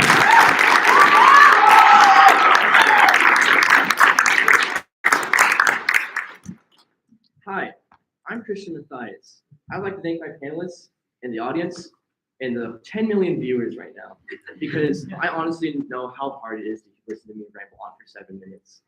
So I'm sorry, but thank you. So I have a question for all of you. I want you guys to raise your hands. Who likes being alive? Yeah. Yeah. I feel like most people do like being alive. I think most people like that, right? Well, let me talk about that a little bit. We live in a healthcare system where it is so expensive just for that right, that human right of yours, to be alive. So I'm kind of comparing medieval medicine, modern day medicine, in the ways that, hey, yes, medieval medicine was less effective compared to how we have it today. I mean, they've thought of a whole different system where your health was dependent on 4 liquids in your body. But even though they were completely wrong in that sense, at least the system and the treatments were more humane in a way, especially with looking at the United States healthcare system. Did you know that 60 to 65% of all bankruptcies are due to medical expenses? That's ridiculous. You are paying a ridiculous amount of your money just so you can live. Horrifying. So I believe we need to fix this. I believe we can set a set price, cheaper prices, and taking funding from other parts of the government to fund towards the healthcare system. Because do you really want to pay for your life more than you make? With my project, my whole goal was just to create a stupid little goofy video. And I ended up doing exactly that. It was horrifying. I wanted to create a medieval medicine just to show how easy it is to make them sometimes, and then I realized it's not very easy sometimes. I was planning on making just a video and testing out a couple, medieval medicines, making them, maybe testing them on myself. And then I learned there's some troubles that come along with that. Like, you wouldn't believe how hard it is to find recipes for these medicines. Or if you do find recipes, you wouldn't believe how hard it is to get the items for it. And also if they're even effective or not. And so I ended up going with one that's called Bald's Eye Salve. And yes, the dude's name was Bald. And it really helped me out with all of those. The materials were easy to get. It was easy to make, and it was actually effective. It ended up killing a bug in 2012 that was resistant to antibiotics. So that's pretty cool. But when I started filming, I kind of hated it. I looked at this, I was like, I don't like this. I would kind of film really late at night or really early in the morning, like sometimes 2 a.m., just so none of my family would be awake, like seeing this. I was embarrassed. There were times I went to my car to do the voice lines for this because of how embarrassed I was with this. But after like looking at it and cringing over this all the time, I'm kind of proud of it. I'm like a proud project dad. This is my son. Because it's more reflective of how I am personally. Like I procrastinated over this really well. Like, it's not giving myself too much time to work on this.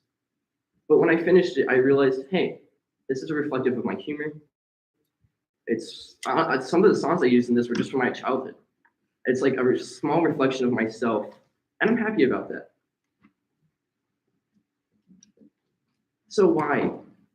Why should we care about any of this? Why should we care about the healthcare system? Why do I care about medicine? Why should you care about this? Because I genuinely believe that there's no more important science in this world than with medicine. There's no more important study, no more important science, because it is legitimately just the helping of other people. And I don't know, there's nothing more important than a human life. And wouldn't you want to keep that consistent? Wouldn't you want your neighbors and everyone around you and yourself even to live a comfortable, happy life? So without medicine, you couldn't really do that. So that's really why I'm really leaning towards medicine, I guess. It's just because it's the most important study to me. That's why I think it should be for you too.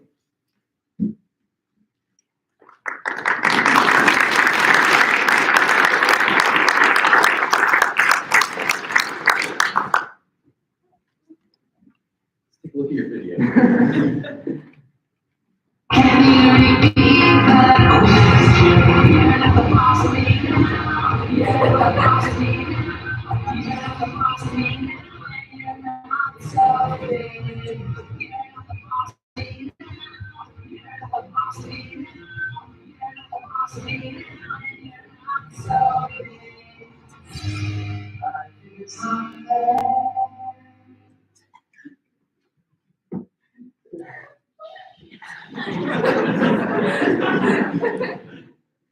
Welcome everybody back to my show. This is Christian Science. Tonight on my show will be famous people all to I stop. At this point, the negotiation will be under $500 is much more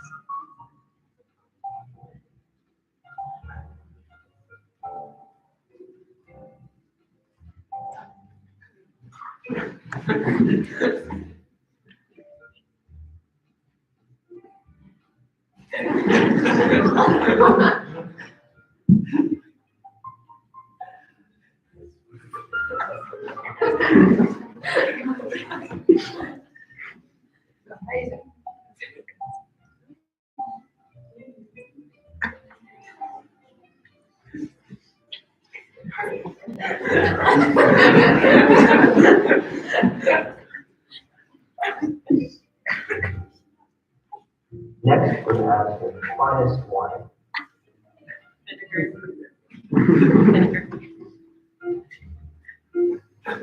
For this privilege, you'll be having this amount of wine. I'm actually kidding. That's not related to that.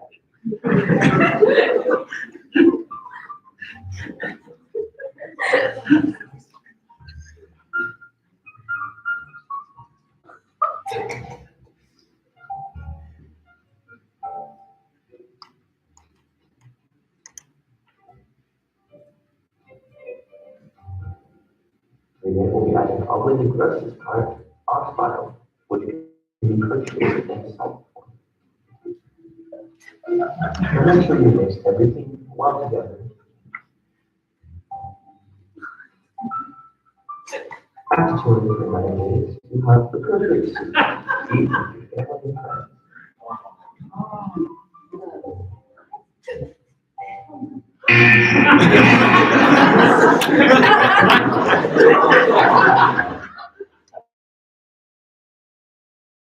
A nasty. Or no more. With balls I saw, everyone next time here we go in a second.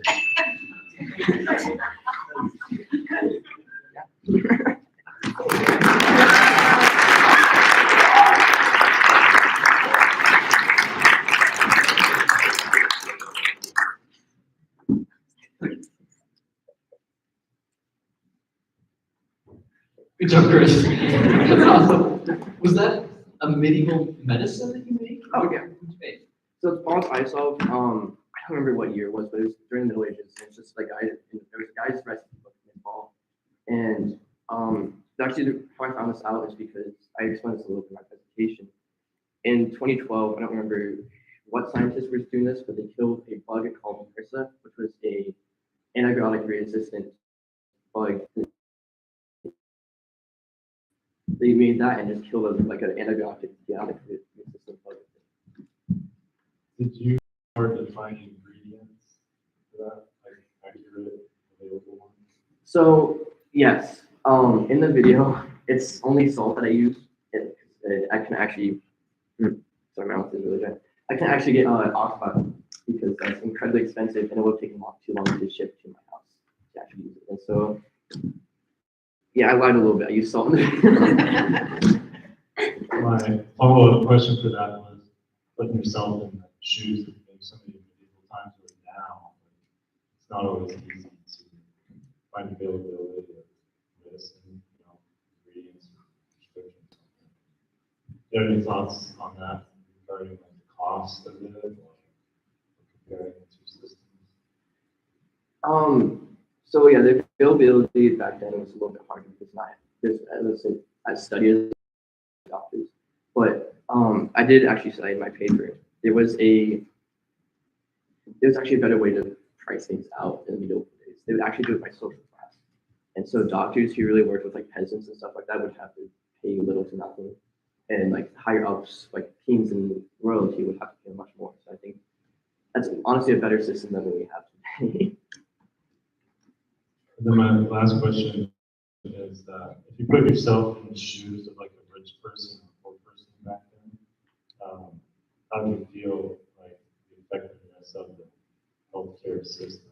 It's easy to see, I think, nowadays, but did you learn anything about what it would be like for them back then? Like how they would see it being, what could you repeat? Like if you compared like a rich person and a poor person back in those days, like just the effectiveness of the healthcare system back then. Like, do you have any thoughts on that? Well, the healthcare system back then would have been, I feel like they would have seen it as more of like just a better way because of how it did with the social classes. The medicine itself wasn't as good as we have today, obviously, but I think they would have enjoyed it more than how our healthcare system treats us. I like the music that you had in your video. You're not the boss of me now, which is an interesting conundrum that you have because one of the things that you're asking for in your paper and in your speech is actually having the government force price fixes on a free capitalistic enterprise, hospitals and things of that sort. How does this song, you're not the boss of me now, versus strong government regulations, how does that play in medicine for everyone? Do you think it will help medicine? Or free enterprise, no regulations at all help medicine? Yeah, so if the regulations, do I think the regulations will help more? I do. Well, because we already have like, that's just the money like part, that's the commercialization of it. The rest of medicine has so many limits to it. Like there are regulations on the actual medicine treatments themselves, but there isn't too many on the actual commercialization. So I think, yes, the regulations on the commercialization of medicine would be more effective, honestly, and more enjoyable for everyone. Like, it's not even just a poor person's issue of having to pay these things. I mean, everyone no matter like who you are, can go in debt from just like treatments. Another question then. You did a homemade medicine project. What do you see as the patient's responsibility in taking care of themselves versus weighing on the health system? If someone isn't taking care of themselves and doing what remedies they can for themselves versus taxing the entire system. Can you talk about that? Does that make sense? Sure. So you're actually making your own remedy, which is cool. It does not involve anyone else helping you except for just a free market of goods that you purchase and then you're helping yourself.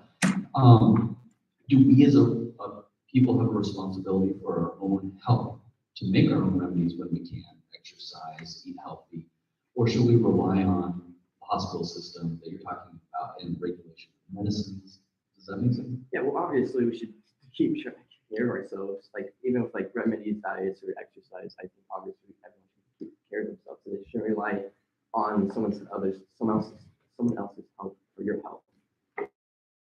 But I think the doctors is to the extent to when you can't help yourself. And I have one quick question.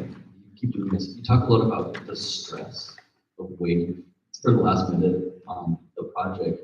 Have you learned anything, or is this kind of your MO? Do you think about it the entire time and then have a good idea what you want to do and tackle it at the last minute? That's a viable option. But speaking to the process and what you learn. I learn this every time I do any homework. I am a procrastinator at heart and by nature. So yeah, I learned something. I learned something every time I procrastinate. It's like, yeah, don't do this. But each time I do it.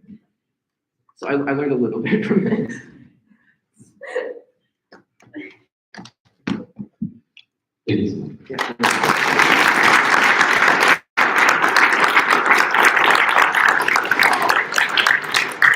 The next presentation will begin in 4 minutes. Please be here in 3. We will be hearing from James Lee, and our panelists will be Mr. Michael Barros and Mr. Noah Harris.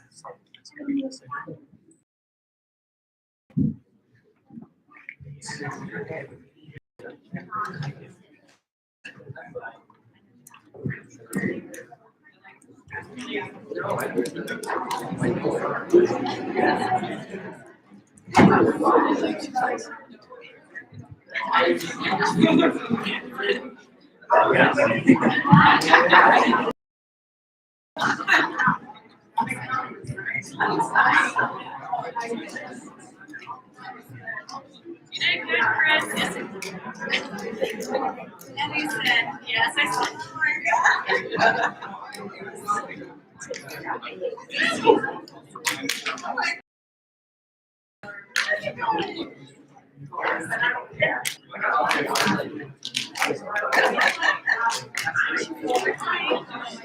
Can we confirm student lunch is at 11:45, or are we doing everyone at Actually, everyone else is in school, like the younger ones. Okay. So, yeah. So 11:45 out on, that's what I told them. But then Kate's like, no, 12:30. I'm like, ah!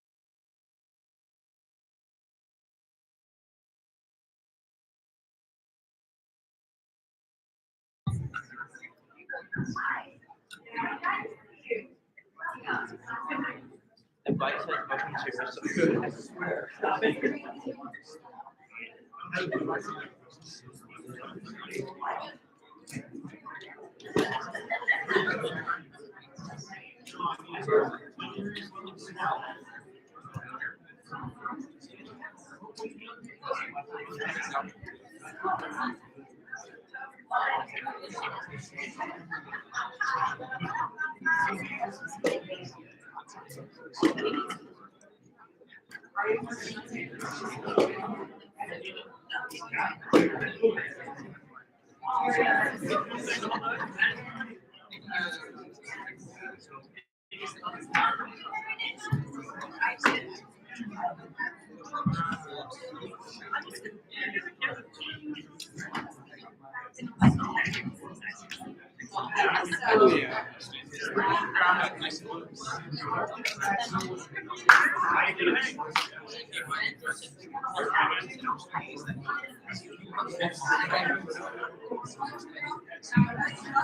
minute.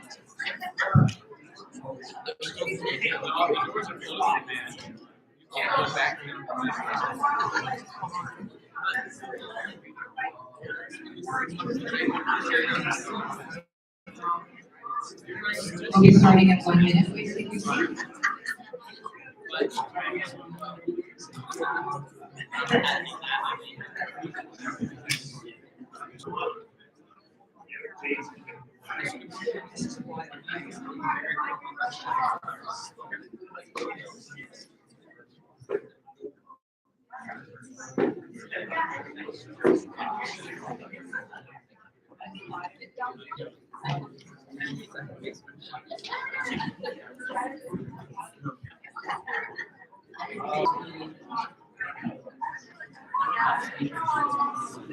Ladies and gentlemen, please welcome to the stage our own James.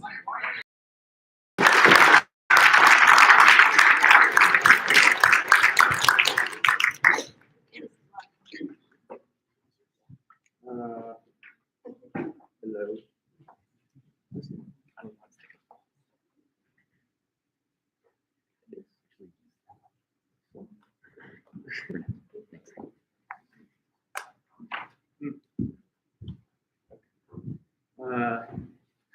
This is not. Oh, wait.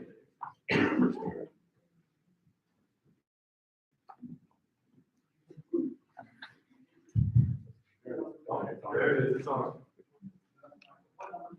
8. That's great. Testing.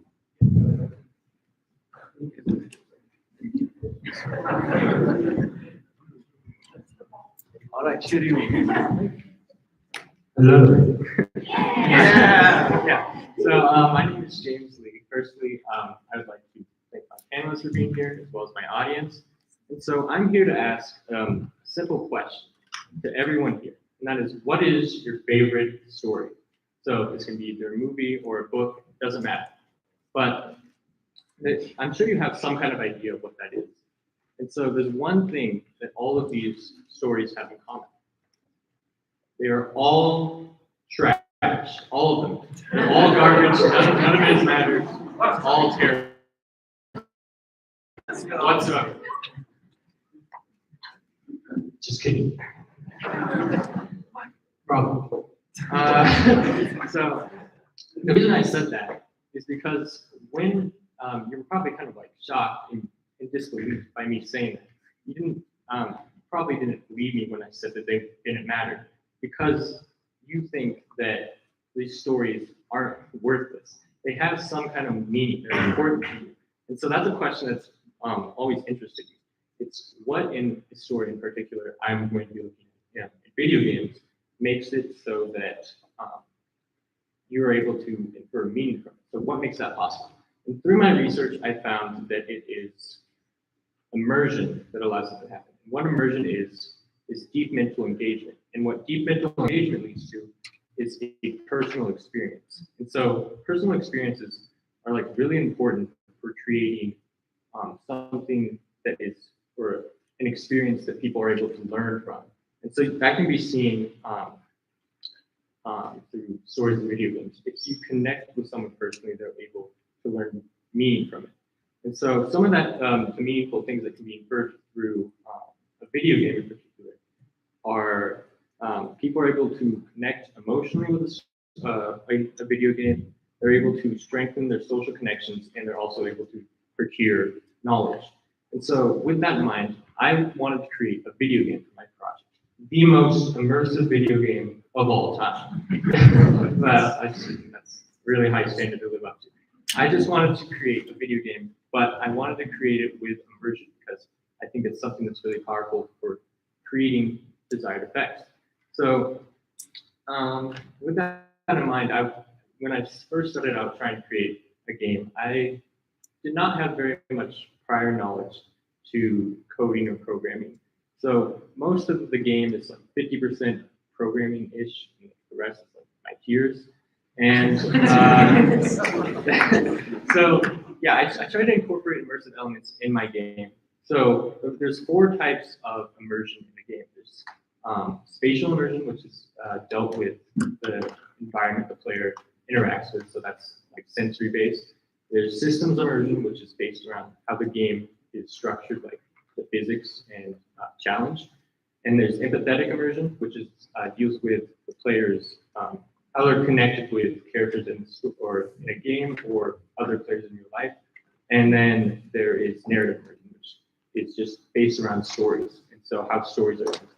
So I wanted to, since I don't have very much of an understanding of programming per se, and I had to do a lot of like stitching together to actually create this, going across forums, doing a lot of research like that. I wanted to create something or use immersion, since I can't really focus too much on systems immersion, more on the art or the spatial immersion.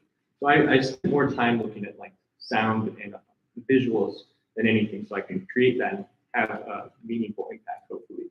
Not to say that that will happen, but that's what I focused on because I don't have that knowledge for programming. And so during the process of making the game,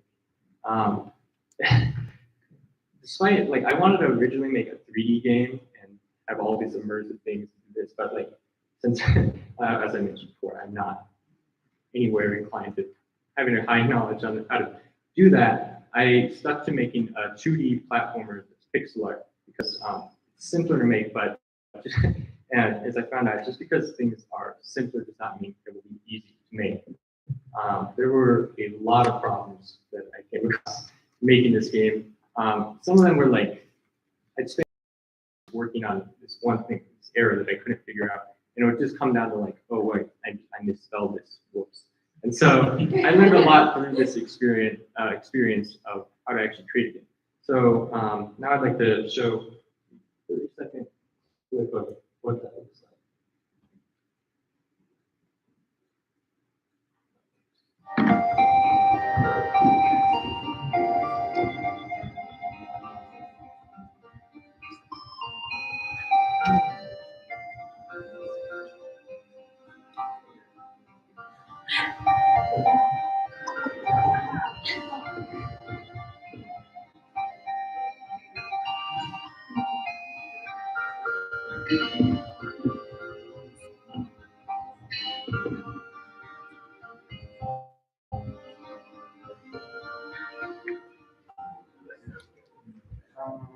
So I don't know, just quick show of hands, I'm curious. Does anyone actually think, anyone want to actually play that game? Yeah.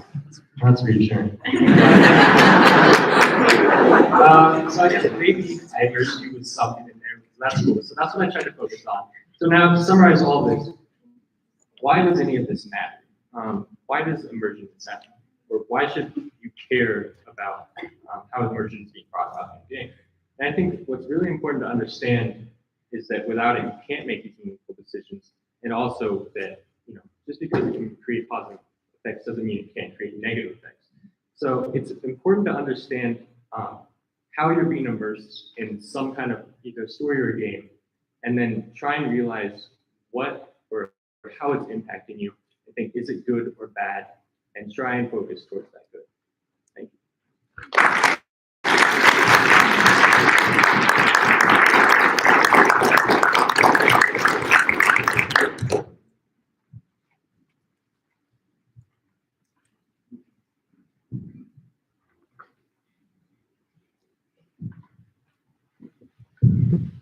James, great work. Thank you.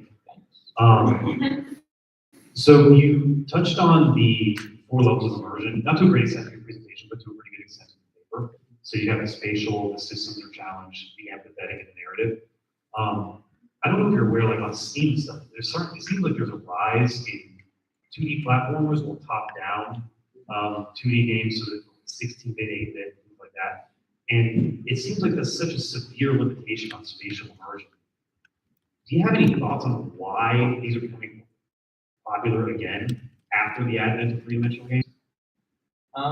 Yeah, I don't know if it's necessarily to say, it can be a lot of different things. Because it's hard to say how someone's impacted based on one thing because, well, first of all, there's a lot of different genres. People have different personalities and they also have different preferences on things. So it's hard to say exactly why something happens and how it affects them. But I think going back to the four systems of immersion, it might not be so much based on systematic immersion or how complex it is, but well, then again, it actually could be because sometimes it's other areas of that immersion can thrive based on the simplicity. Like I think games like Inside and Limbo, those are indie games, which are really just like 2D games. They like convey a story really well, and yet the game designs are really simple. All you can do is push things, you can walk and you can jump. Like that's all you can do in the game. And yet people are so like connected to that story because of it in the art style. So it's hard to say necessarily why it's a rise, but I think different elements of immersion can thrive based on actions of others. Okay, now that actually goes into my next question. I think it's pretty interesting. Things like compensate with other areas of immersion. So I don't think you disagree with me in saying like Zelda hits all four pretty well. Definitely hits the spatial, beautiful world. Definitely challenging systems. There's an empathetic level with the characters, and certainly the narrative is compelling. But there's another game that enjoys popularity at this school called Minecraft, and it seems to me to have a. I imagine that there is some systems immersion, some challenge to it. I imagine that the spatial immersion is somewhat limited, but it's a compelling enough work. As far as empathy for the characters go, I mean, I don't think it hits the empathetic, or it has empathetic for sure, but I don't think it's the empathetic at all. The narrative seems to be completely lacking to me. Now, I'm not asking why is this popular. I don't know. But my question is, do you think in terms of longevity, I know people that have played Legends of Zelda as kids, it's still loved as adults, it's just meaningful. In terms of longevity, do you think something like a PUBG or a Minecraft, things that lack severely in areas, or because it's really dependent on, it's not necessarily just say one genre will last longer than the other. It's because people have preferences. So I guess it comes down to how that kind of experience is created. And I think it's what it is trying to, or what the game is trying to create is what's important to understand. So it's like, I think Minecraft is really trying to emphasize on the creativity that it gives the player. So just like the entire world is where the player creates whatever they want, can refer on that, and has it like can create a story. So I think that it's really based on if the game kind of like fulfills its purpose for the player, and if it does that really well, and I think it can do that through different types of that immersion, creating one cohesive experience, whether that be lacking in some areas or others. Awesome. Okay, and then last one, where did you get the music such as open source? Yeah, that was just open source. So I just like looked around. So some of that, the art, I didn't create all of it. It would be like looking through tile sets online, and then I'd be like compiling things, and then I'd edit them so I could like fit the overall style that I was working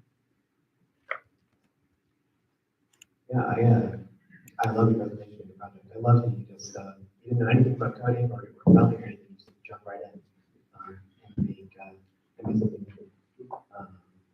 I like how you outlined your transition from 3D to 2D in Reflector as well, for those who managed that process. Which, building on that, you can, if you still want to learn Unity, it's great for 2D games, like Cuphead and Hollow Knight were made good. I pretty much just had two big questions. So I feel like games can be considered artists, and a pretty big debate in art is whether it's the responsibility of the artist to create something that looks appealing, or for the audience to know how to appreciate something correctly, regardless of what the artist creates. So I'm going to kind of spin that here. Do you think it's the dev's responsibility to make the game immersive, or do you think it's the responsibility of the player to immerse themselves in what the dev is made? Yeah. Something actually really interesting because I was reading on this.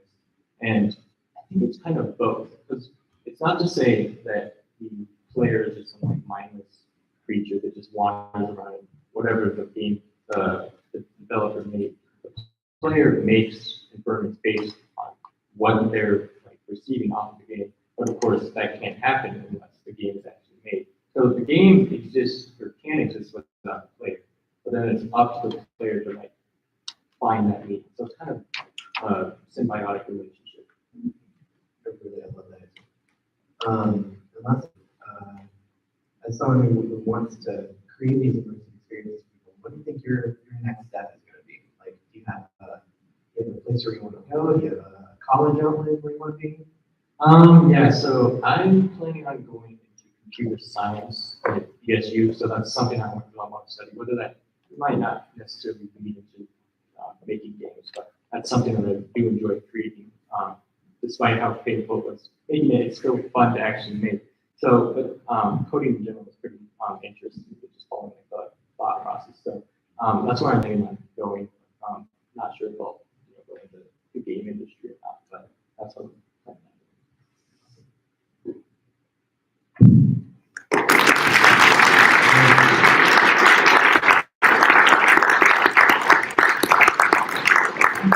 Thank you, sir. We have 5 minutes until you're correctly by Harris.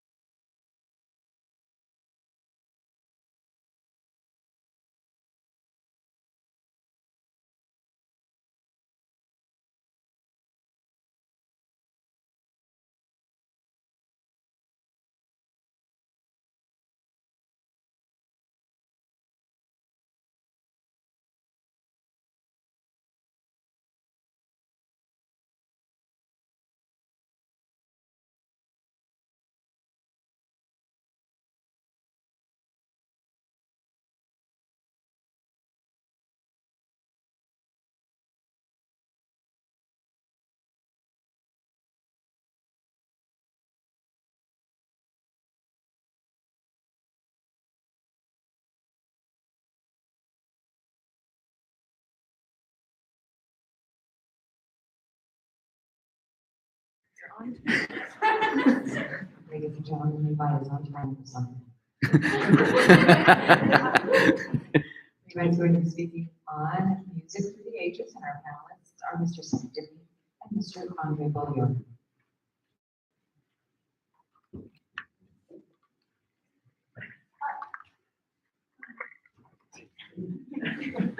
You're probably thinking I'm going to say it. You know what it is. All the other seniors have done it before.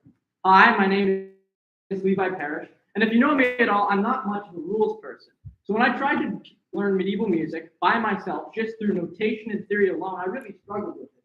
And it wasn't until I did an entirely unrelated project in history, where I learned the past history of medieval music, that things began to click, and I realized that I've been playing it all wrong. You see, the purpose of medieval music is entirely separate from the current purpose.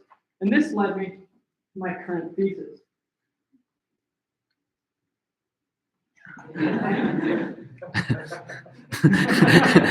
So my current thesis is that as music changes through the ages from its parent culture, both in terms of theory and in instruments and its expressibility, that the intended use and intended purpose also changes. It goes from the medieval age, it's very basic, it's a very, very crude understanding of melodic interpretation. It's often monophonic, it's just one melody line, and it's used to support another occasion. If I were to ask a medieval musician today, what's the purpose of music? He'd probably ask me in return, well, what are you doing it for? Is it for a dance? In which case it needs to have the right rhythm and beat steps. Is it for heraldry? In which case it needs to sound big. He wouldn't ask me, you know, there's this great thing about purpose and think about it. He just asked me what I'm doing with it. Now, oh, look at that.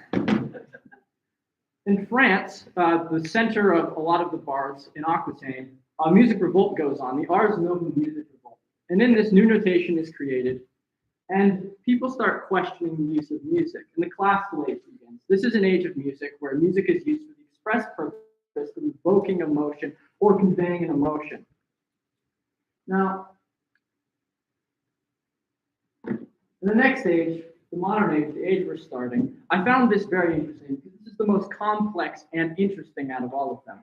And all of my papers talk about the ages of music, both in theory and in purpose.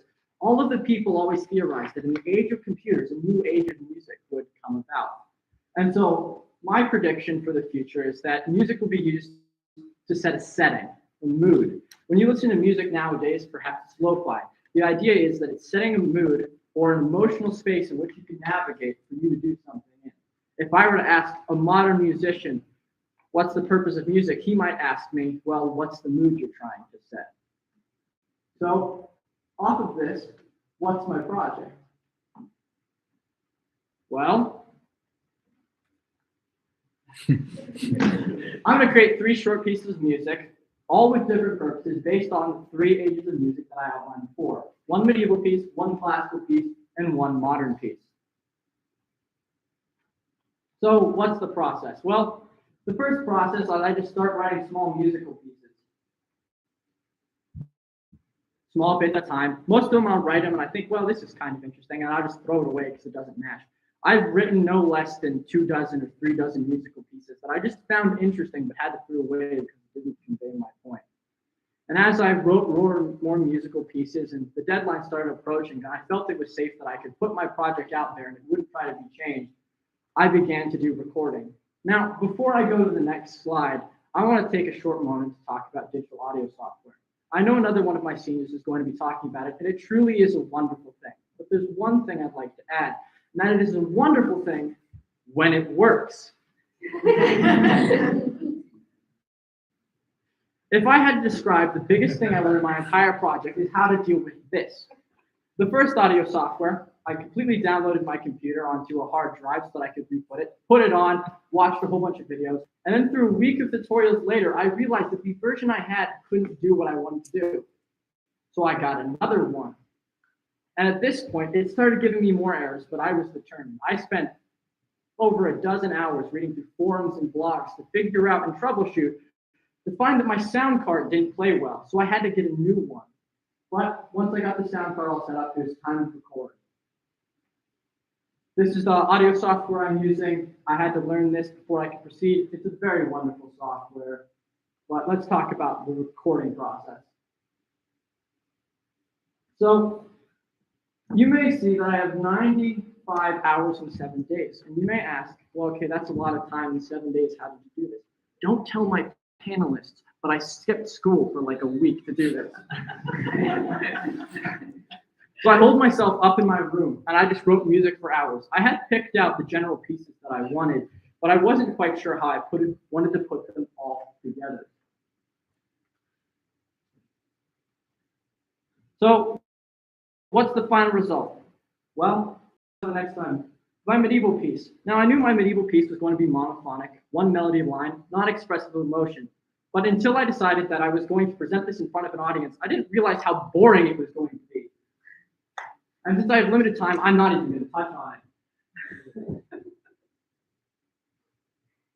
So the classical piece, out of all of the pieces, writing a modern piece, a classical piece, and a medieval piece, the classical piece was the most expressive and the most fun for me to write. I had an absolute ball. And I ended up writing, after struggling with plenty of technical difficulties, a despair piece.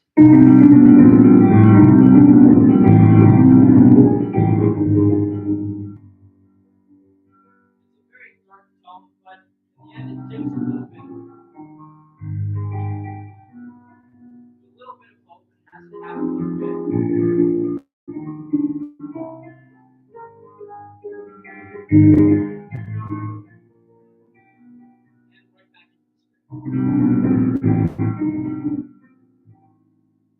don't have time to play the whole piece, but it was an absolute ball, and I love the classical age, possibly more. Now, the modern piece was also fun to write, but this is where I began to run into some trouble. You see, I like writing really colorful or jazzy melody lines, but with a modern piece, you're just writing it to set a mood. If a melody line is too expressive, it takes away from the setting that you're trying to create. So the biggest thing I learned about creating a modern music piece, one to set a mood or an emotional space, was putting a leash on my melody line. Another problem that I ran into is I play music by myself. So when I play, I usually play multiple parts. I'll play the bass line.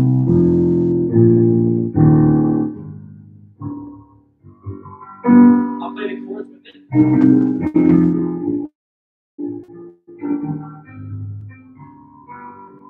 And usually I'll add the top couple fingers, a little melody line.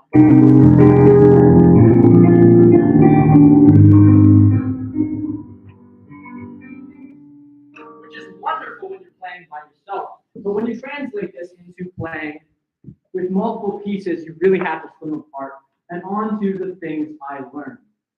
Well, the first thing I learned was to split my melody pieces apart. This is my room after I'm done, by the way. It turned into a full recording studio. The first thing I learned was to split my melody pieces apart. The second thing I learned was to how to use the digital audio software. I now know more about audio encoding than I ever wished to. But as much fun as I had, so what? Why does this matter? Well, the first reason that it matters is understanding what the purpose of music is helps you select the right music for the moment. If I were to write something just as like in a lounge or whatever, I'd write a modern piece of music. If I were just listening to something, to just listen to music and just let it wash over me, I've now developed a taste for classical music after studying each project. And if I had to write something short or for an announcement or something for a social occasion, say a senior project proposal, I'd write a piece of medieval music. But understanding the intended purpose also makes it more enjoyable. I didn't really enjoy classical music. If you were one of my siblings who drove in my car to school one of these days, you know that sometimes I play classical music as a joke. But as I began this project, I started playing classical music on a regular basis as I understood the purpose of it. And you can also use the purpose of music to understand the parent society. But I would encourage you all to try it for yourself. I had an absolute blast trying to understand the purpose of music and listening to music pieces with a critical ear. And I encourage you all to do it for yourself. My name is Levi Parrish, and I'd like to thank my panelists and audience for being a wonderful audience.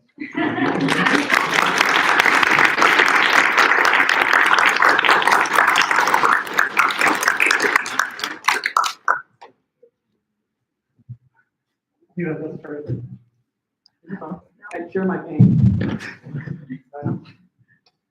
Thanks, Levi. That was terrific, and you obviously have a very sophisticated understanding and technical dexterity with the use of music, and it really leads into a curiosity that you created in me in reading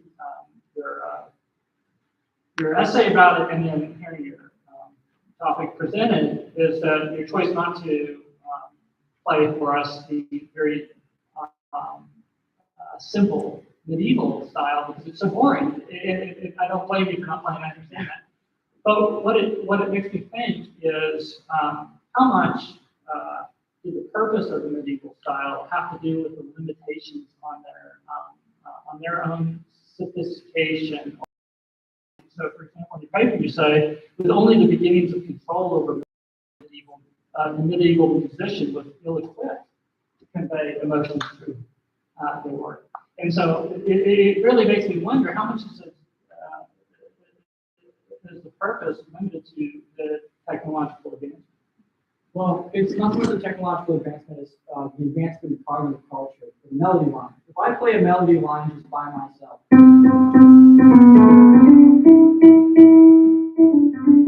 it's wonderful, but it doesn't really convey emotion. Say I separate the melody line, I'm not moving forward. You kind of did, but it's the combination of the two. You both have the notation for chords and a melody line at the top, and you can create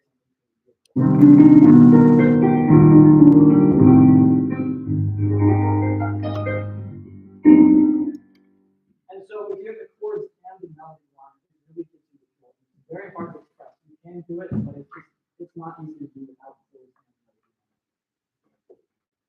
and the melody line. So how did the cognitive culture develop an insight into the idea of these two lines? Well, I'd like to say part of it is the notation. Beforehand, early church notation on moves, they were just very simple, up, down, and the most interesting part about them is they told you kind of the cadence of the voice when you're doing chant. And so with the Ars Nova music revolt, they change up the whole notation style. So they allow you to write both chords and melody. Whereas before, it was the struggle just to write one, not you have the notation and the idea where you have multiple musicians working together because you have a set time signature, so they can practice by themselves and come together. Now you have multiple parts and everything come together. The other thing that really makes me curious about the presentation, and this is a wonderful curiosity at the start, by the way,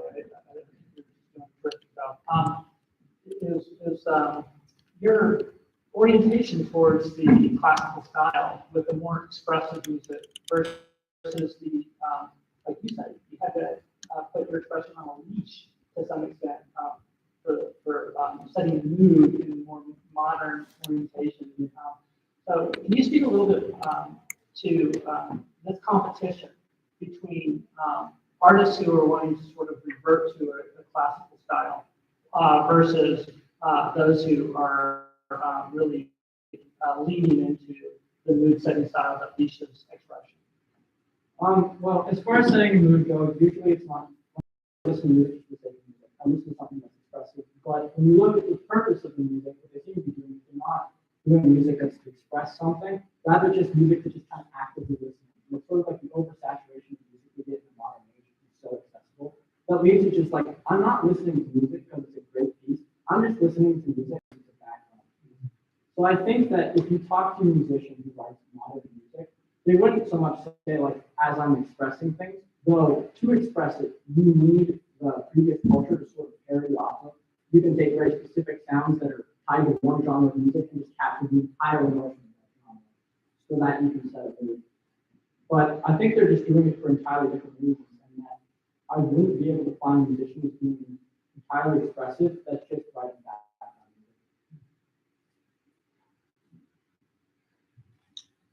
music. Yeah, I think it's really interesting how you discussed the difference between setting a mood and evoking emotion. And it seems, especially from playing your example, how a more classical approach is very much carrying the audience through, and then the modern approach is more perhaps hands-off and allowing the audience to develop and explore where they want emotionally from that particular space. So what do you see as the upside of the modern approach to that, of allowing for that space? Well, when doing things, I find it difficult to listen to classical music because I find myself, one, being distracted as a musician because of what they're doing is that interesting. And two, it makes my mind feel a little bit cluttered because I'm passively taking care of and listening to the classical piece, but at the same time, I'm trying to focus on something else. And so, in this kind of age where you just have music going on, if something's too expressive, it's now a distraction. So it's kind of using it as a background piece. And so again, it sort of ties back into the medieval thing with not being support, but in an emotional way. That's cool. So it ties back to utility in some way, in that sense. So then, for many modern artists would still suggest that they are very much trying to express something specific emotionally through music, that would still largely be classified, at least from a melodic standpoint, more as that modern background style. So what do you think they're going for with that? Like, why is that a good thing, or maybe are they diluting their art in that sense, or what do you think? Well, the first thing I want to clarify is that, and I forgot to touch upon it in the presentation, I think we're at the very beginning of the moment. We're on the cusp. And so part of this is me watching culture, and part of me is predicting where culture is going to go. So there's not really a right or wrong way to do music. If you like expressive music, listen to expressive music. If you like background music, use the music as creative. So to say one musician is doing better or not, it's just really what the musician wants to do.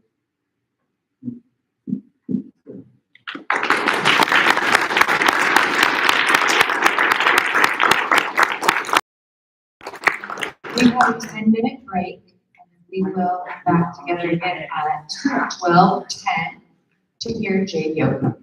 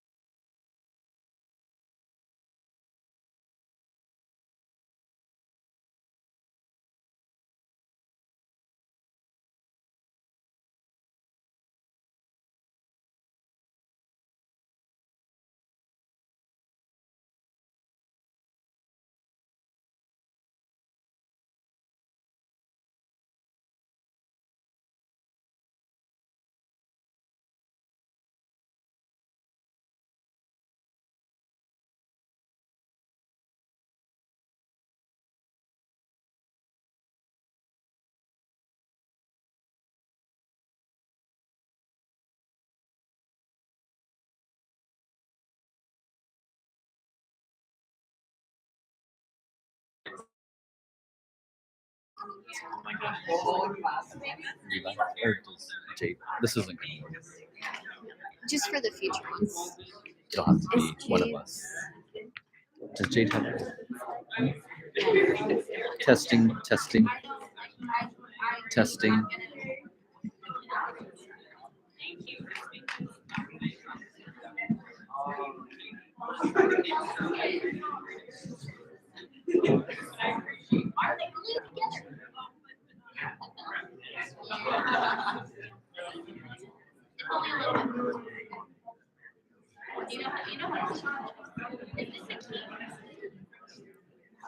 Testing on the sound. Testing on the sound.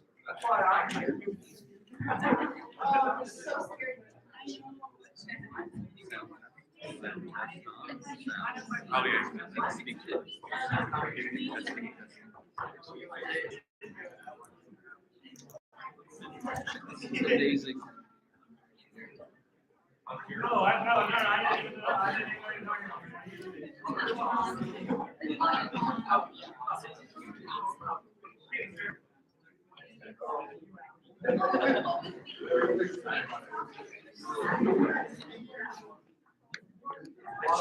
Jade has a bunch of photos to just Talk to her and see if she wants to do it. Are you able to do it?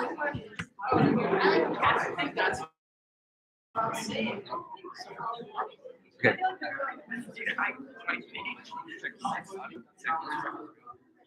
Can you hear me? Check. What's coming up? Jade.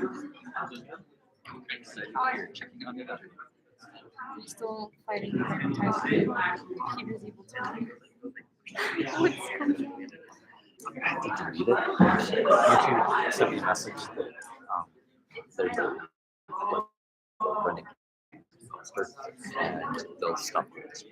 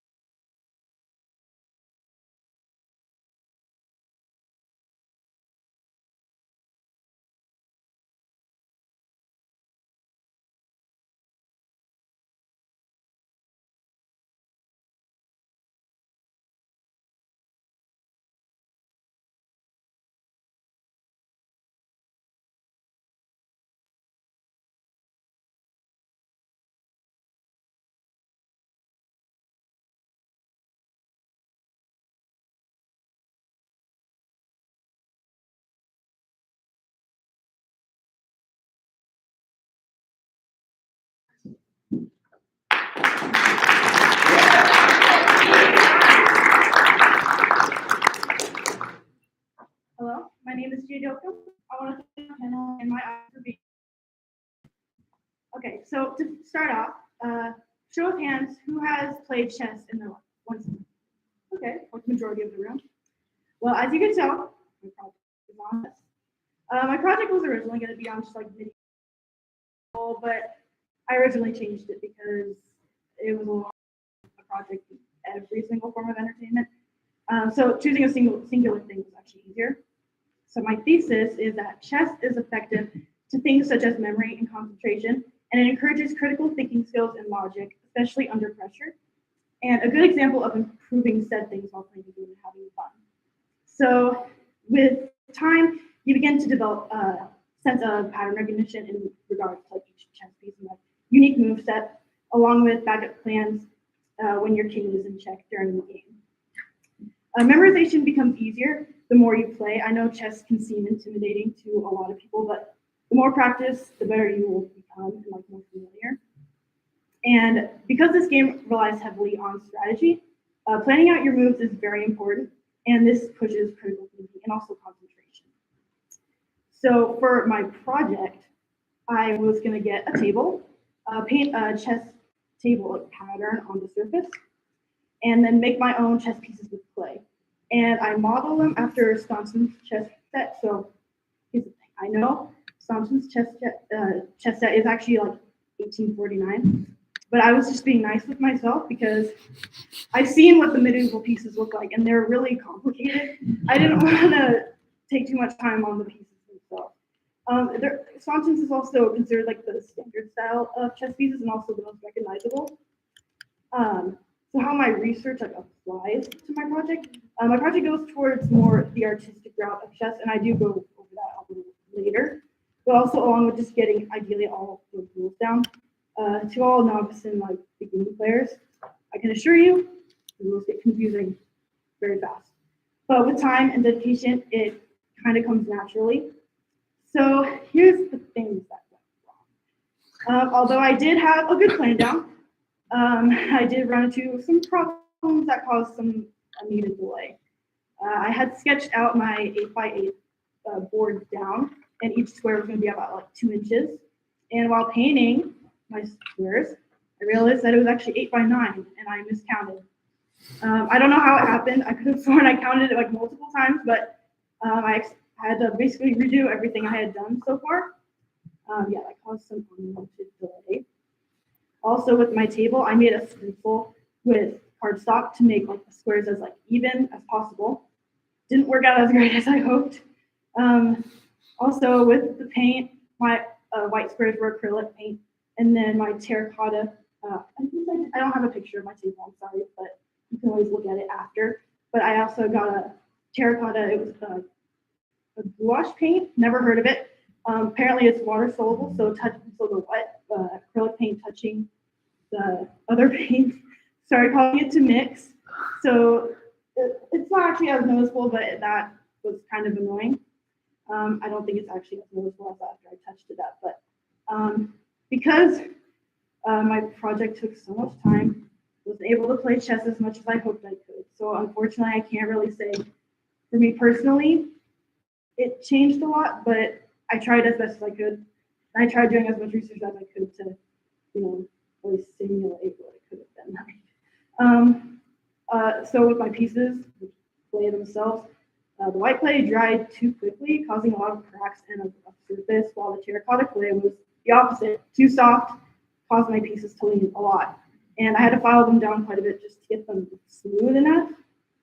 But with all that, what went well, I got everything done on time. In my presentation, I was so worried about it. Also, I applied like a gloss coat on them, and I think it makes the mistakes a little less noticeable.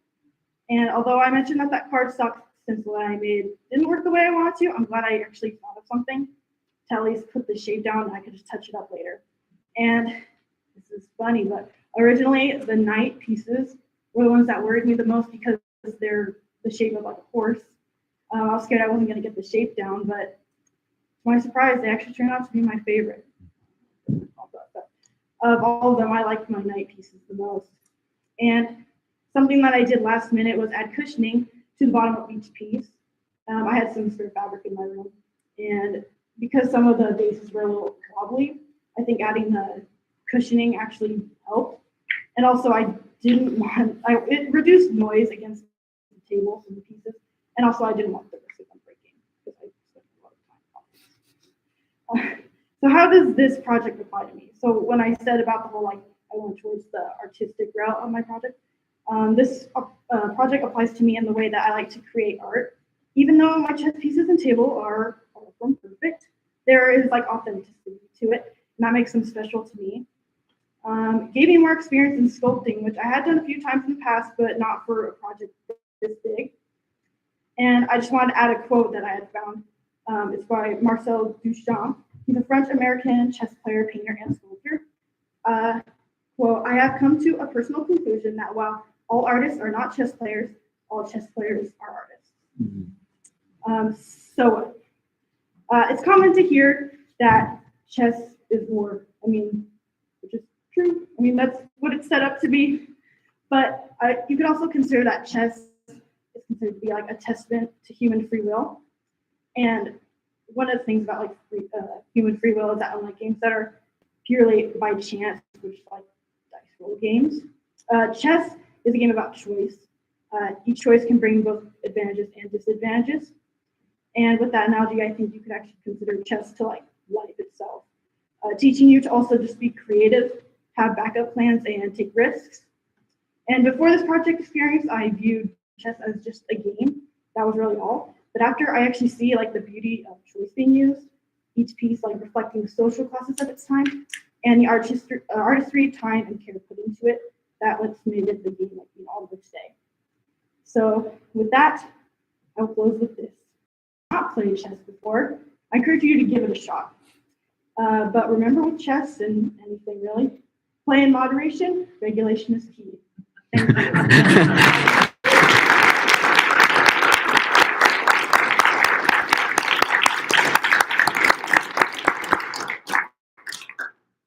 Thank you so much. I really, really enjoyed your presentation and your paper, and the artistic skill is very evident that you really poured a lot into both the research and actually creating a very beautiful product. So thank you, first and foremost, very much for that. And I had two questions.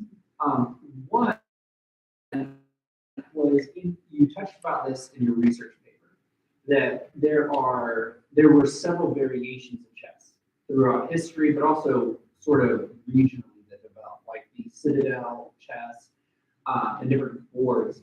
And so one question I had was, one of the phrases that people can use sometimes is, hey, this isn't checkers, it's chess. You know, this is a next level.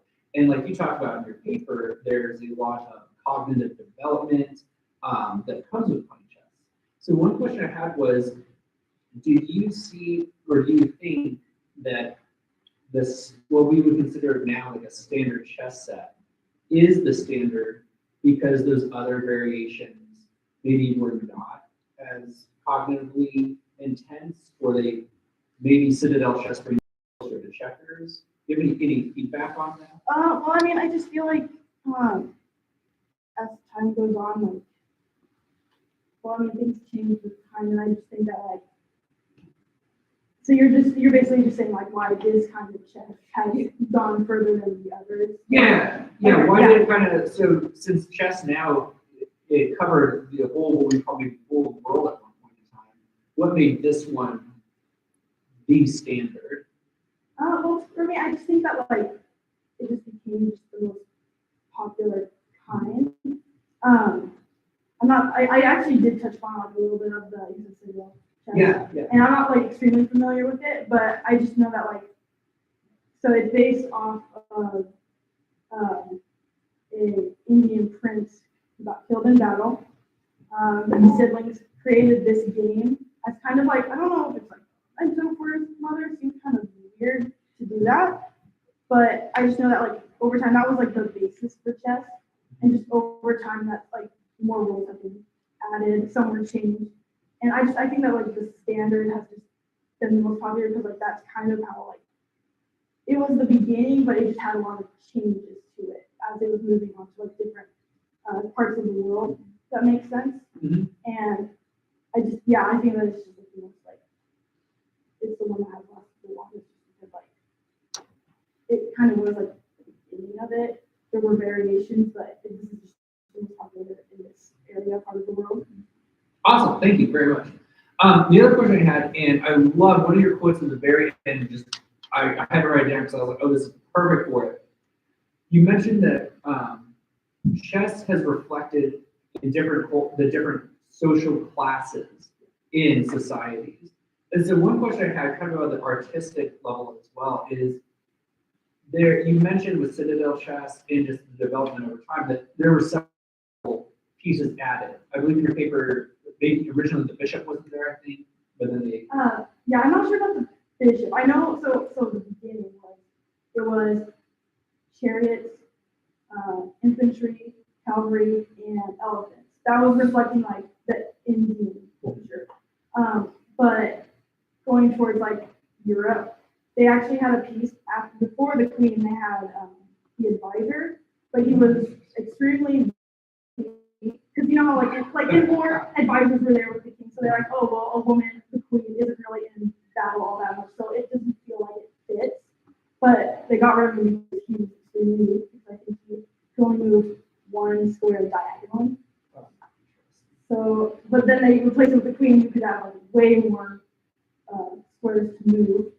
So, in some ways, I think that it was just kind of like almost like a balance, because the king's already kind of, he's powerful and he's weak at the same time. He's the one that like determines the status of the game, but also like if he's gone, then the game ends. And having like such a weak second in command just feels a little not uneven. Both sides are the same, but having a more powerful piece put in there, I think that like kind of gives the game more like weight to it. Yeah, yeah, and so one thing I was wondering with all that was, do you think, especially from an artistic standpoint, there was clearly development at some points of replacement of characters in the game itself, but like you said, that was to reflect social classes within societies. What are your thoughts on that versus chess is one of those games today that people can create like Star Wars chess, where now like instead of the bishop, it's like a couple R2D2s or something around. What are your thoughts on whether or not that like takes away from like the purity of the game, or like you said, how it's supposed to reflect a society? What are your thoughts just on that? Yeah, so for me, I do feel like by making parodies, that's the right word, of chess with like some sort of pop culture movie. Yeah. Or video game. In some ways, it does seem a little, but at the same time, people enjoy these kinds of media, and having a game like chess, and maybe it's just more relatable to them, because it's like, oh, I'm interested in this type of media, and it's a game. I'll give it a shot. Maybe I'll end up liking the game at its core. Maybe it's good as like a hook or something. Awesome, thank you so much. So I have 2.5 questions. The first 1.5 are basically following up on So, have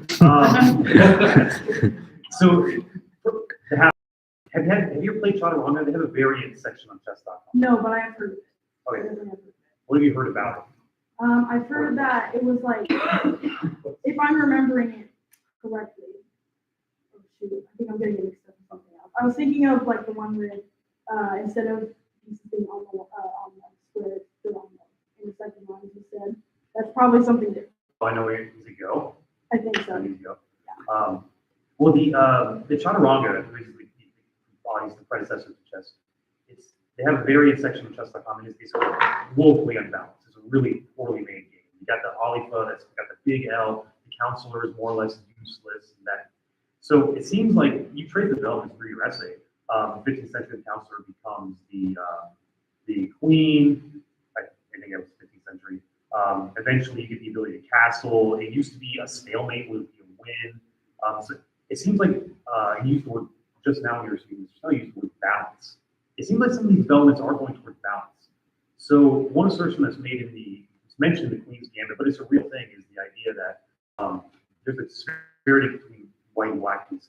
So if you look at the FIDE World Championship, for example, you can kind of expect black to either stalemate or lose, white ought to win or stalemate at worst, kind of thing. Do you foresee, and this is pointing out, this has been pretty stable, but you mentioned this is an era. Do you foresee further developments? Should there be further developments? Do you think that we've got a snapshot of where we are now?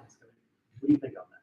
I mean, I think that with time, more changes can be made, but I do think that like constantly changing something, just kind of like a little bit, just like constant changing, can possibly cause some disinterest in people. Like, I played this game, I know what it's about, but there's so much changes that it's like causing some, I don't know, disinterest into me. Like, I just don't really want to deal with all of these like constant changes to a game. Like, change is sometimes good if it's to keep balance, but if it's just to please certain people that like, or just target certain demographics or something like that. I don't know, to me it just doesn't come off quite right. Yeah, no, I hear you for sure. All right, so then now this one's completely different. You had the quote, you mentioned it in the, so thank you for that. All artists are chess players, but not all chess players are, or I'm sorry, not all artists are chess players, but all chess players are artists. You being an artist, and this being a relatively pretty rigid game, you went into the design, so that could be a, how do you read that quote as an artist? I mean, is it accurate? I mean, Yeah, I do agree with that. I know that, I mean, the first makes sense. It's a little subjective, but you know, all artists are chess players. I mean, yeah, some artists are chess players, but the whole like chess players are artists. I do agree with that. And again, I'm not like a professional chess player, but I have played chess quite a bit in the past. And I mean, I just feel like they don't have to actually create art with like paint or even know how to draw in that case, but more just appreciate like the beauty and the mechanics of the game. Because some people can see games as an art form, like how games are created, how like the mechanics work, how you can balance things to make it appealing towards the player.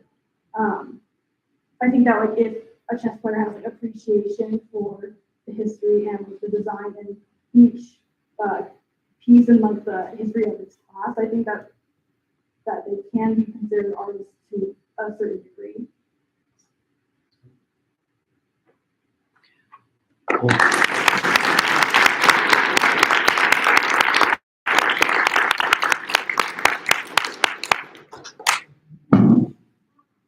Thank you, Jay.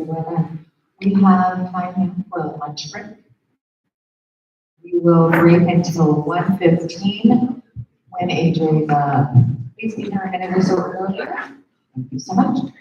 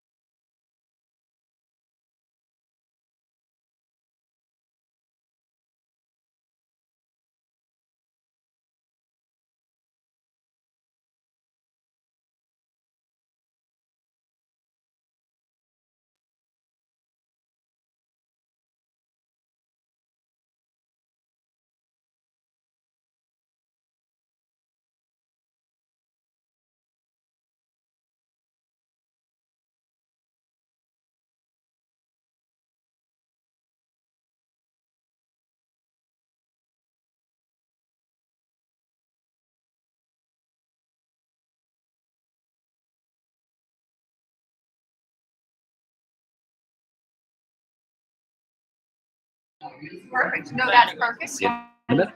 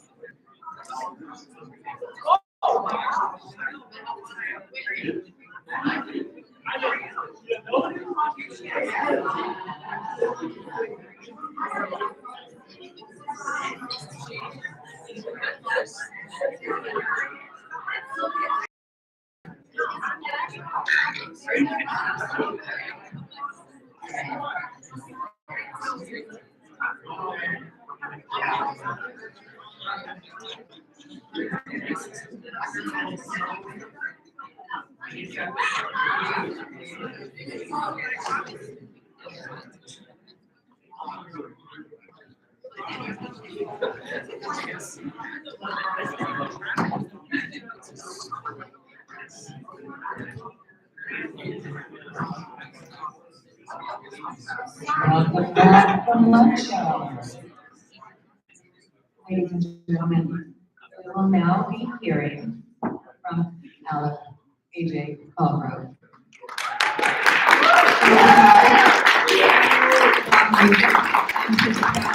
Today, and Noah Wood. Come on, that was weak.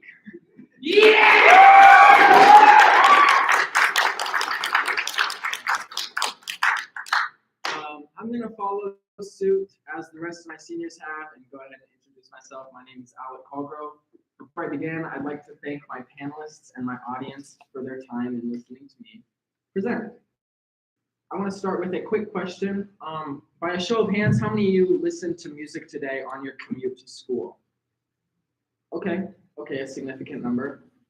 Those of you who do not raise your hands, I'm deeply afraid of you. Because it takes a special kind of psychopath to go about their day in complete silence. They just have to listen. What do you listen to? Your own thoughts or something? Anyways, so if you couldn't already tell, I'm going to be doing my presentation on music, more specifically the evolution of music throughout the times. In my research paper, I specifically state that since the medieval era, music has become more expressive, influential, and advanced. And the main points I use to back that up is because of the introduction of the internet, the advancements in general music theory, and then also the technological advancements that allow for basically what my whole project is about today. So enough of the boring stuff. Let's just get right into my actual project. This right here is a program similar to what Levi used, although it's a lot more expensive. It's called FL Studio. And the reason is because you just simply didn't spend enough money. You have to dump a lot into the actual software. So this is FL Studio, and I don't have the privilege to just play this whole piece start to finish. So I'm gonna actually have to be jumping around quite a bit to show the different elements that I think stand out the most and are my favorite. And I mean, where do I even begin? It's just, I guess I'll start from the beginning. I had to settle on a scale and a chord progression for my project. And that actually took me quite a bit of time because with the pressure that I was going to be presenting this in front of a bunch of people, it kind of limited the creative flow and forced me to think more slowly about how I actually wanted the finished product to sound. And so in the intro right here, I have this, oh, by the way, the key is C major, which is like the home of all music. It's the one everyone learns first, simply because, as you can see, it's all the white keys. Super simple. It's the one everyone learns, but it's also the most harmonically natural of the scales because it all centers around C, which is like, I don't know, I guess just the center of music in general.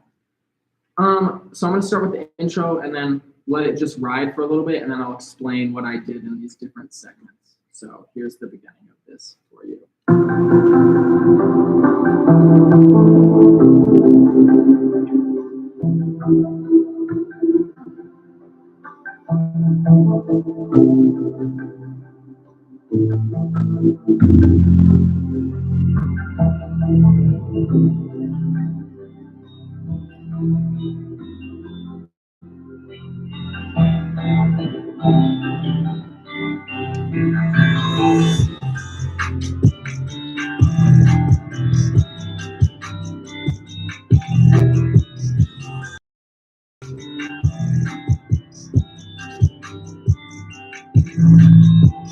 So in that beginning part, this synth I actually made last because I just took the chords from the piano and put that into a different like synth sound to create the intro.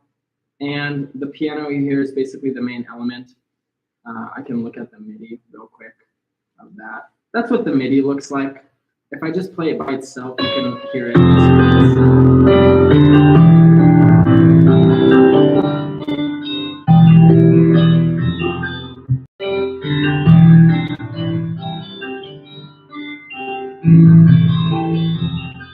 So that's what it sounds like just by itself. And then later there's kind of a breakdown where I actually transition the main instrument from piano to guitar. And for this guitar sound, I actually want to go a little bit more into detail because I layered actual electric guitar playing, like I spaced the notes in equal distance between notes if you didn't know what an octave is. I just played different notes in different octaves and then pitch bent it and layered it with this sample of a bowed electric guitar, which is somebody using like a violin bow on electric guitar strings.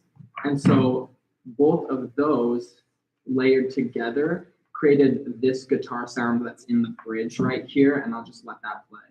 So I'm just actually gonna start a little bit on the piano and then let it transition.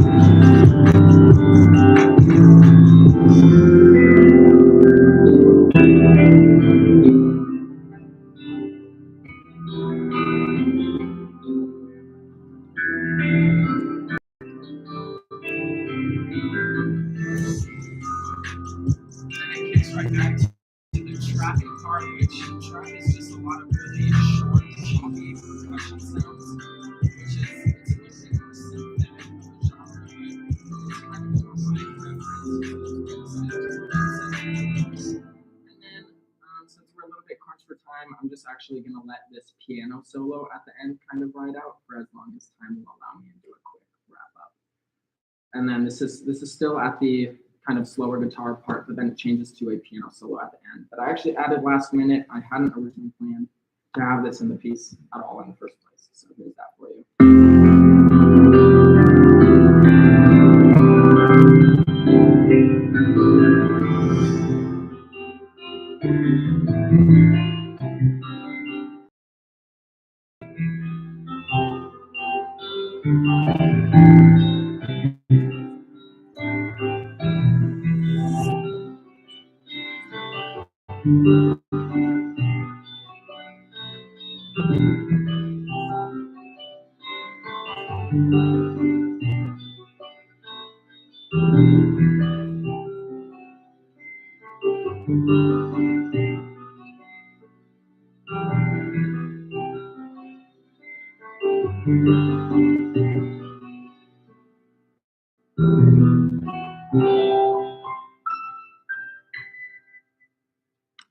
Yeah, that's not really the entire thing, but that's just kind of the main elements I wanted to highlight. There's also, just really quickly, a key change in the middle of this piano piece. Right here on that line, it just switches from C major to E minor. It's only a one note difference, so it's kind of hard to hear it immediately, but I'm sure people like Levi or maybe Miss Anna could tell that the key change was there. But the biggest question that we're all asking is, why does this matter? And I think it's really important to talk about music just because of the different ways that it affects us all. Music affects our chemistry. It releases different chemicals in our brain. It affects our mood and emotions. So I think it's just really impertinent that we make sure that music keeps developing in a meaningful way and that we can keep getting those little hits of dopamine in the morning before hard things like school and work. Thank you.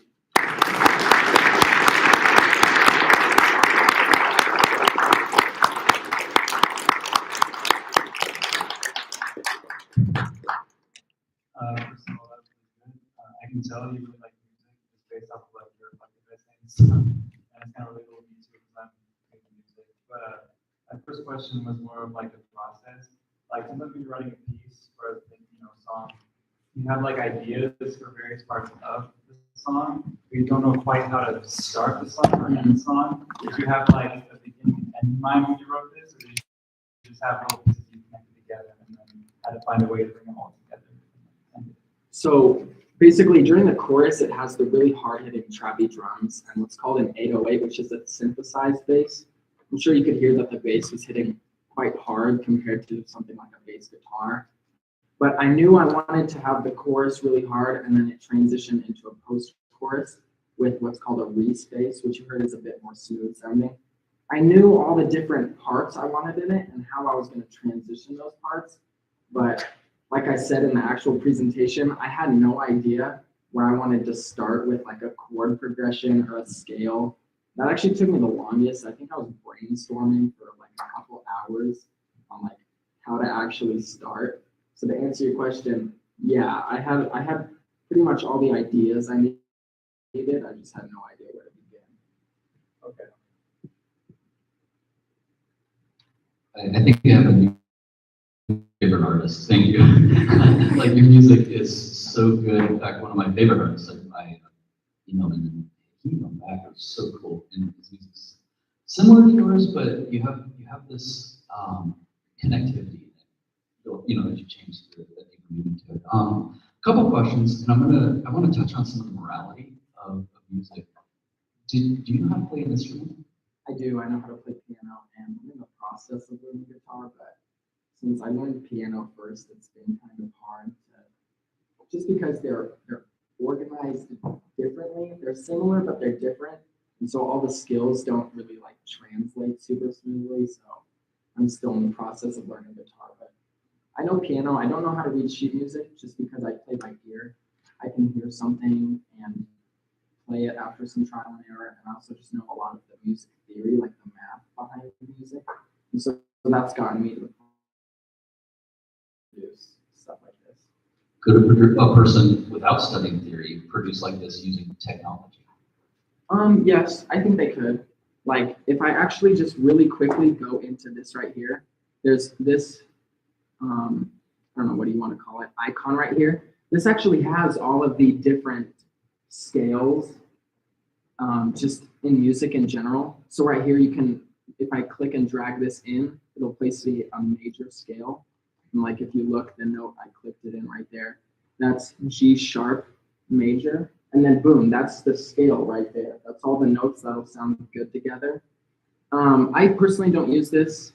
It kind of feels like cheating a little bit, although it's kind of funny to say cheating when I'm using all this software to make music like this.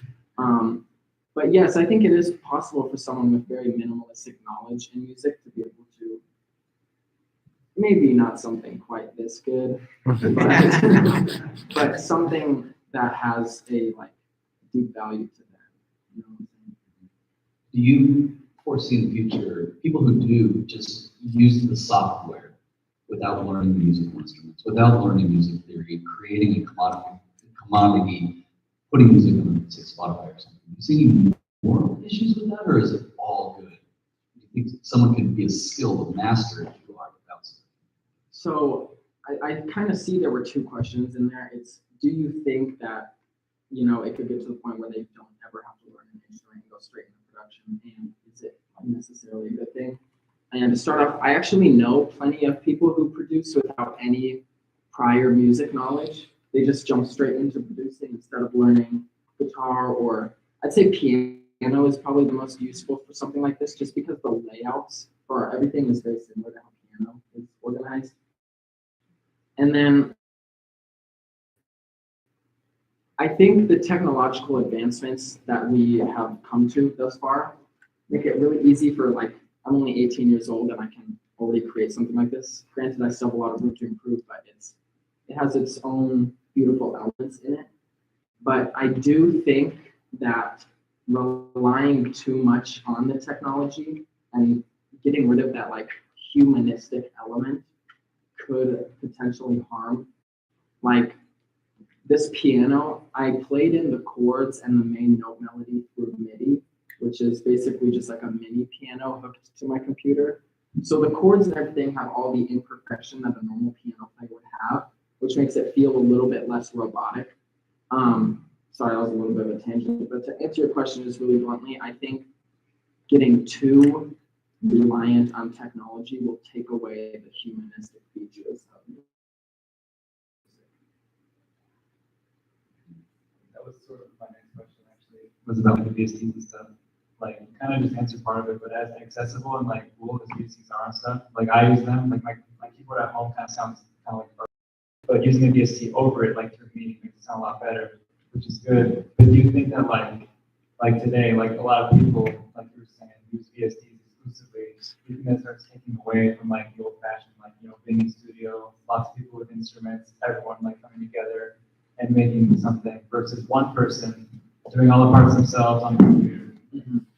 I don't think that you necessarily have to record all the instruments like raw to have that same feeling of community, because there are still studio sessions where you'll have multiple engineers working on the same piece, or people that are there for mixing or mastering, or people that are even just their specialty is making catchy melodies. You still have that feeling of, but I definitely see what you're saying with a lot of modern producers that don't actually have a lot of experience. They'll just come and click in notes, and that's strictly how they make their melodies. They just click it in, mouse and keyboard, and since it's software, all the timing is perfect. Like right here, we're at 136 BPM. All the notes that they place in there, it would be perfectly in tempo, which makes it feel too perfect, if that makes sense. So I definitely see what you're saying. I think that, you know, being too reliant on technology harms it, and a lot of modern producers definitely rely too heavily on it. But I don't think that's anything we need to look out for, I guess, in a dire sense, because there are still a lot of people, not to sound self-grandizing, but like me, that go through a more like natural process of sound creation. One quick follow-up. You have a lot of goals, you say, for your collection. What I'm sort of, like, I've heard a lot of goals out there: make money, get my name out there. But your goal, you remember what you wrote? Your main goal. I'm not gonna lie to you. I wrote that reflection paper very late at night, so it impressed me, and I'm glad you don't remember. But because it's something that you do in your life, your whole life, and that is simply to get better. That's your main goal, and that's cool. That's cool. I would encourage you to keep doing that, but because you're already great. Well, I mean, I've been doing it for 4 years, so I hope I would at least be okay at this point. But I definitely have a lot more ways that I can improve. So thank you.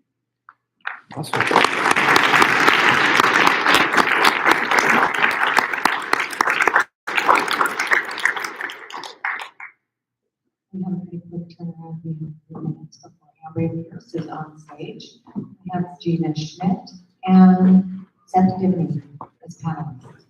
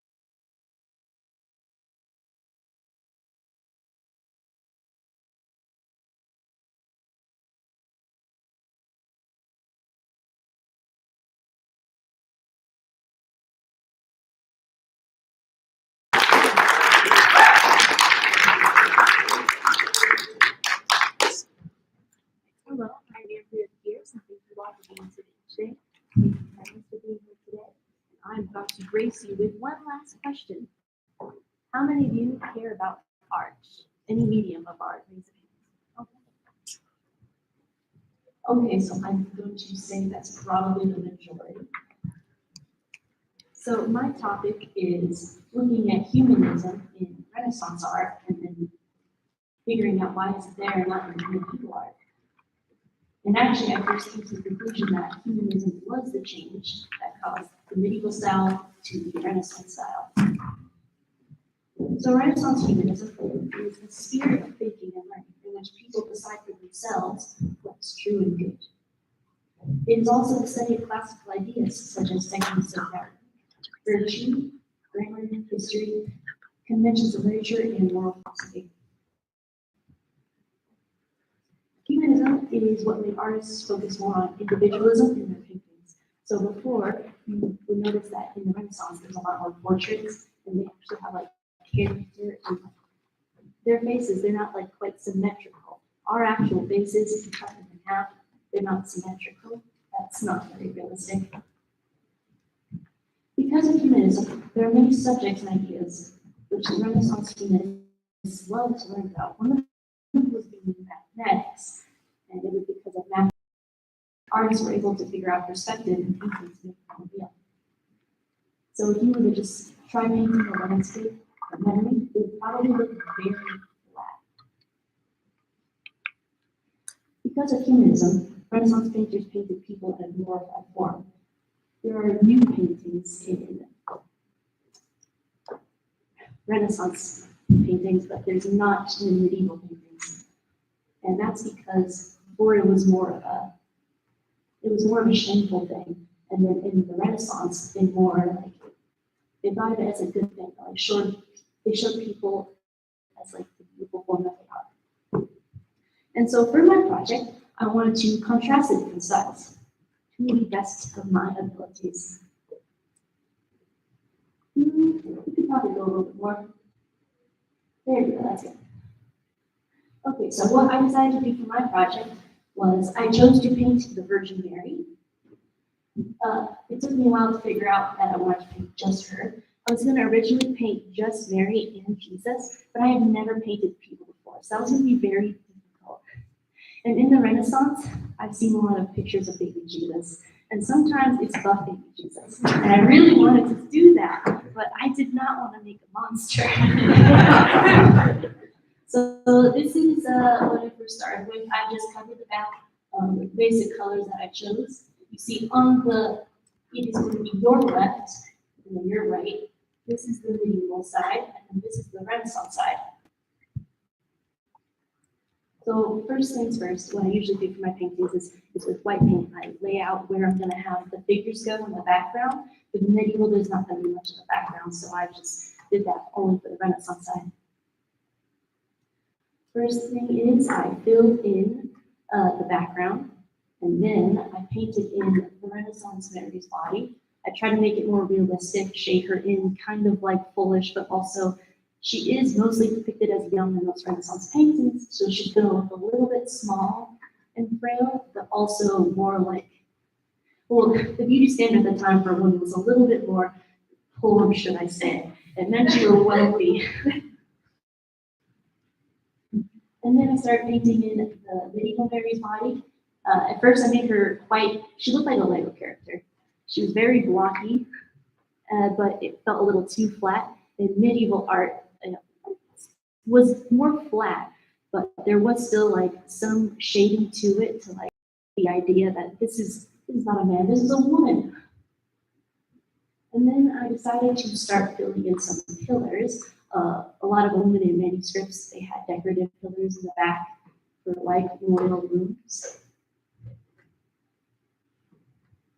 And then with some blue and then pink, I started lining in where I wanted the borders to go. So for the border, from the top of my head, up here at the top in the medieval section, I just came up with that in my head because I wasn't really sure what I wanted to do. I decided to just go for some more like blocks and structure.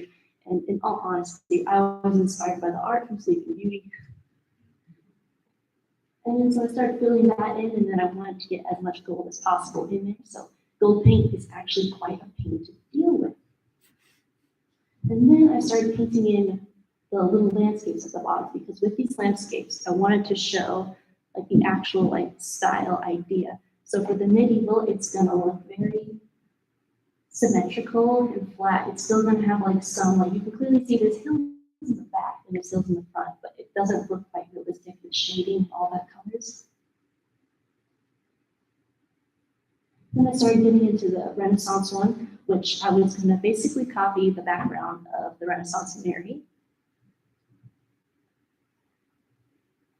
And then I tried to make it look somewhat like stone. I don't know how to paint stone. And then I had to paint in some little like decorative details. And, you know, I have to say, the process for a medieval Mary was quite scary. My dad described her as Squidward's mom. I thought she was more like a female, like Baldy, from a video game.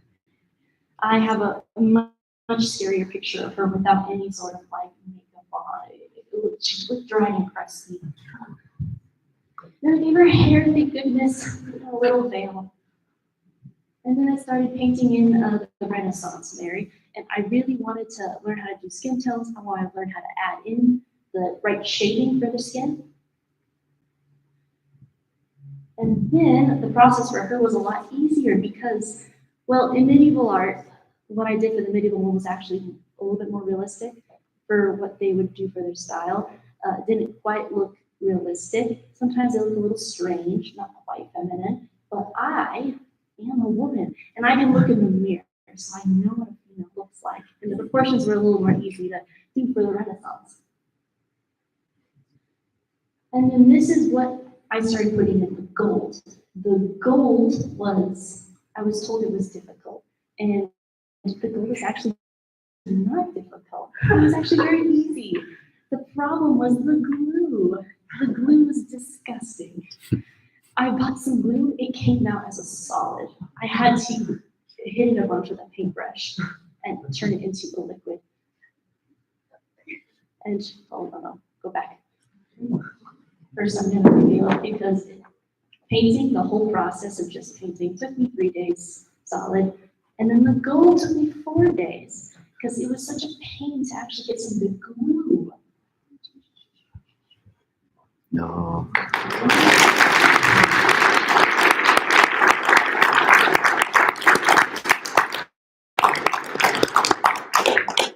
She has some gold here for a halo, so does she. My original plan was to give her a bunch of gold in the background, but the glue was such a pain that I just had to do the best I can to paint some gold paint, which is also just as bad.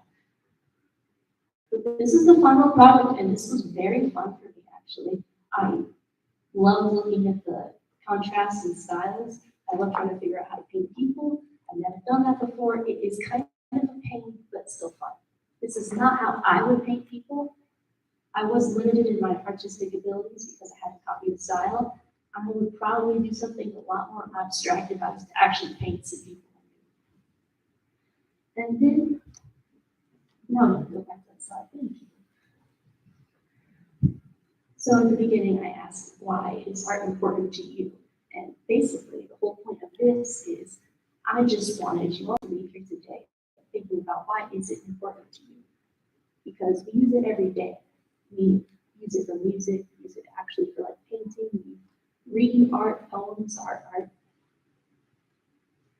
And we as people have been given artistic abilities and creative, like, well, we are created to have like a creative design in us. And then we have like all these sorts of like mediums to choose from to express that, which we are given. And I believe that God wants us to create more. Thank you.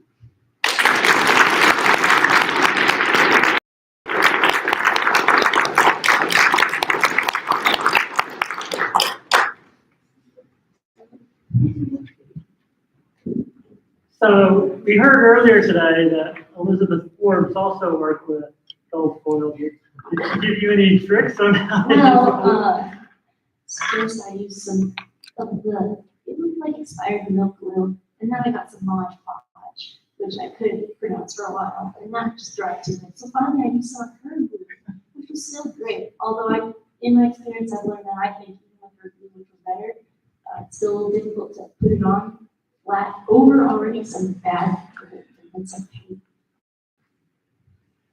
So one of the things that I really appreciated reading your reflective essay and also just watching the unveiling of your artwork in this presentation, it's compelling the deeper question about art that you really raised by this experiment, because what you're really asking is how did a philosophical idea generate a distinction between the two styles, and then you model that.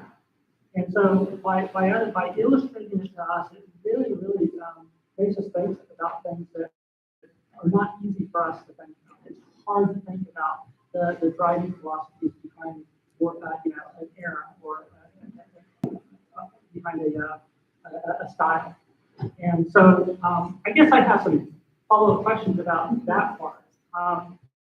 So one, when you look at the landscapes of the two forms, we talk about humanism, we're thinking individuals, but there's a real strong distinction between the styles of the landscapes too. Can you help us understand maybe how why the detail in the landscape effect developed when that might not necessarily be centered on the individual? All right, so for the landscape, this is actually something I come to a conclusion to as I was painting. So a lot of times I try to teach some of my friends how to paint or draw. And so the first thing is to start with a flower. And so when I have them just draw a flower by memory, I'm pretty sure all of us have done this, and it's usually what children usually do. I'm not trying to bet anyone. It's just how our brains work. And that's actually what I saw in the medieval style. You draw a flower just by memory or something. You just do a little stick, a little loop to connect to it. That's the leaf. And then you go around and then just try to be as symmetrical as possible is what I usually do. It just, in our brains, we have this strange idea and the memory of how to paint things. Like landscapes, for example, this is what I was seeing in medieval art. And then for Renaissance, they actually looked at what it actually looks like. They use mathematics to figure out the perspective. And so here it's not symmetrical. It still has some symmetricalness in it. The sun is still in the center, but that's just the appealing aesthetic.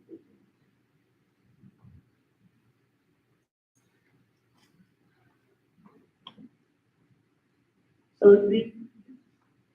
that really is helpful. It sounds like it has something to do with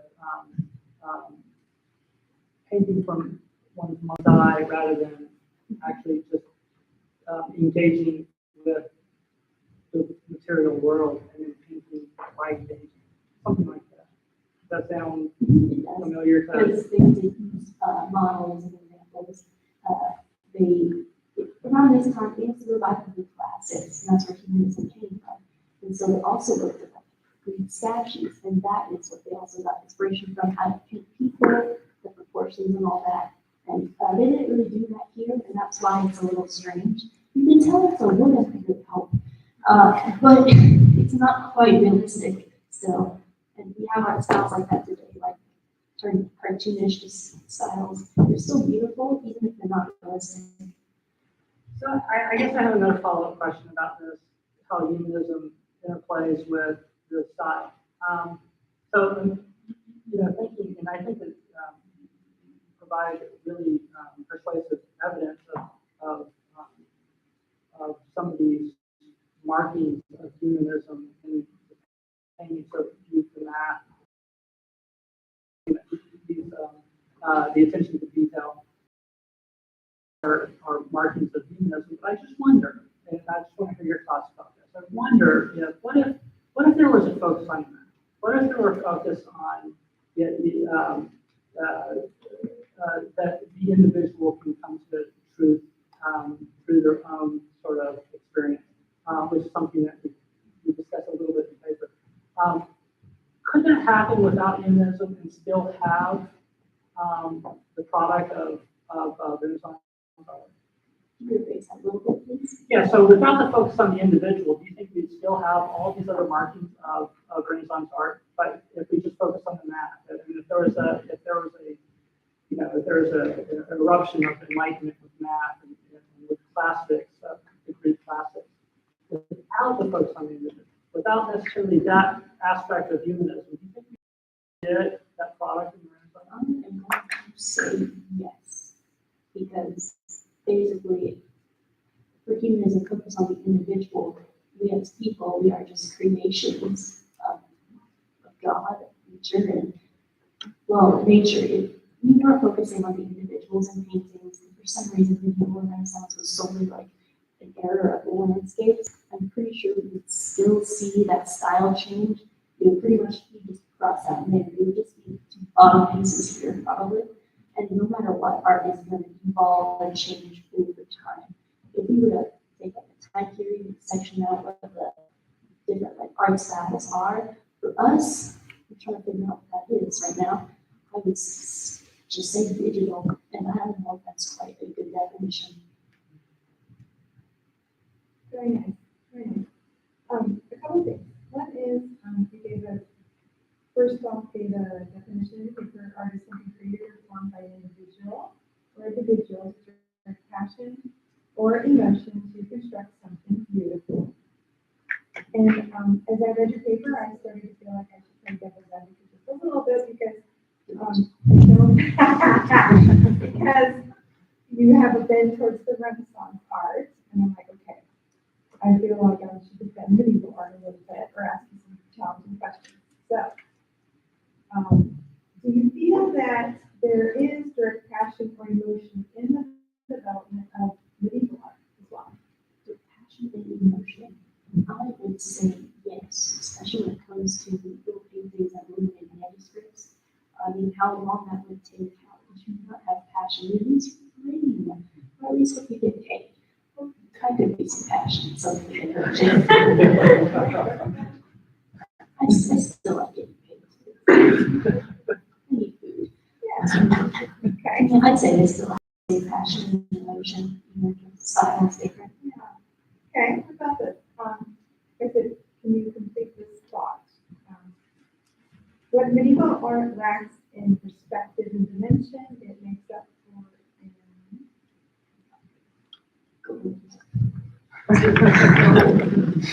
I'm also really tired.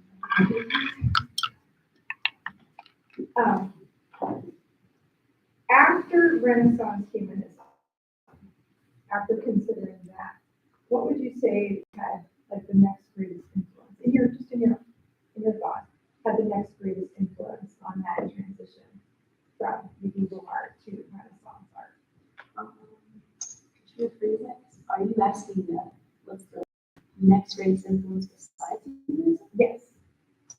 Okay, well, actually, overall, there were a lot of things influencing the change in art style. For one thing, I said it was the revival of the classics, which pretty much brought out humanism. But other than that, it was also boosting the economy. So people were able to pay for their children to be like mentored, and then no matter what time and more money and just the ability to like practice more on art, it's going to improve. The bar is still free in its own way, but it's still going to improve, evolve, and we're going to like discover like more styles and mediums.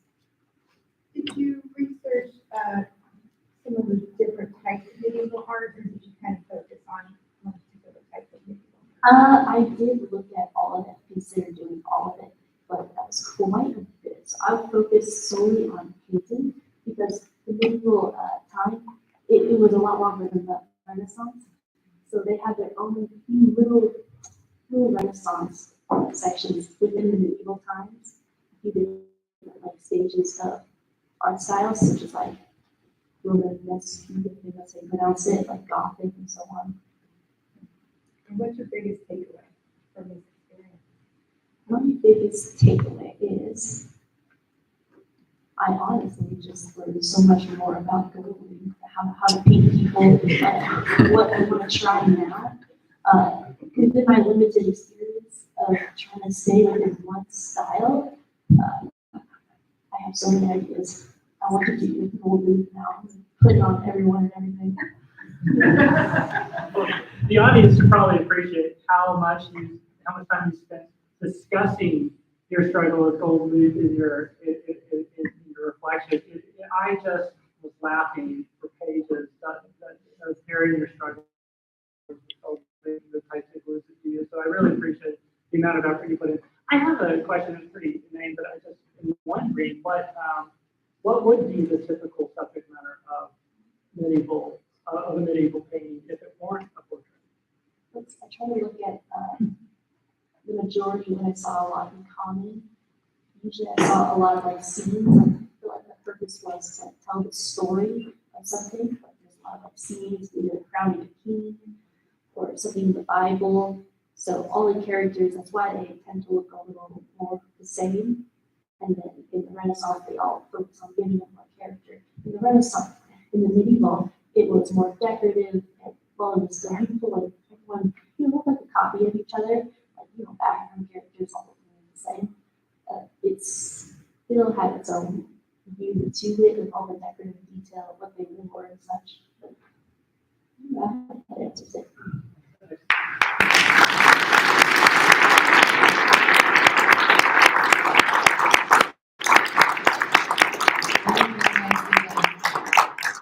That is the conclusion of our seniors presentation. We do have a couple more things before I turn to Luke's. One is that we're inviting the panelists, the parents, and the juniors and seniors to a reception in the fellowship hall. And we would love to have you come back and cheer on the juniors who are giving their thesis defense on Friday. That said, Mr. Lavelle, will you close us with prayer? Oh, is it? I beg your pardon. Yeah. We'd love for you younger students as well to come talk to the seniors about the presentations. And we pray for them. Appreciate the prayers that you don't want to miss them too much, but this is the last couple days of school that will have you seniors. So encourage the younger folks, come talk to them, ask them a little bit about these projects and presentations, and a chance to hang out with them last time, which is before they go. Sure. Seniors, could you stand?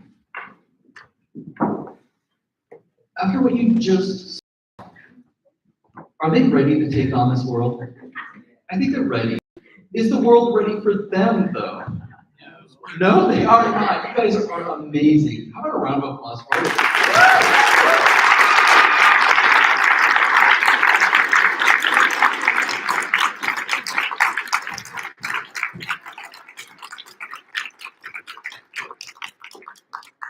Extremely impressed, thank you, seniors. Extremely impressed by your artwork and your music, and excited to see you move on in life. And we want your product now, but also the heart behind it was incredible. So thank you for your time today. Before I pray, I just want to let you know 9th and 10th graders do stay close to the seniors. Don't go on. Thank you, panelists. Thank you, families, students. Appreciate your time today, the efforts, seniors that you put in. Let's pray. Heavenly Father, Lord, as we close 2022's Senior Project Defense, they put so much effort in it, and frankly, we are the honored recipients of their work. They've inspired us through both their work, their effort, and the lack of instant gratification, but that long-term effort. Totally inspired. May we go out and do no less in serving you.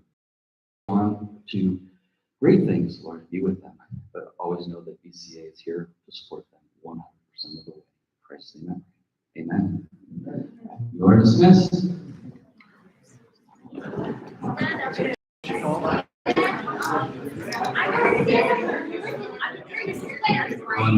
Please sit in the fellowship hall.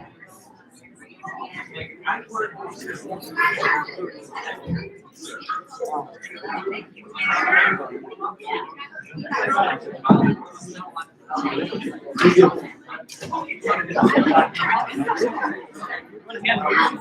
you.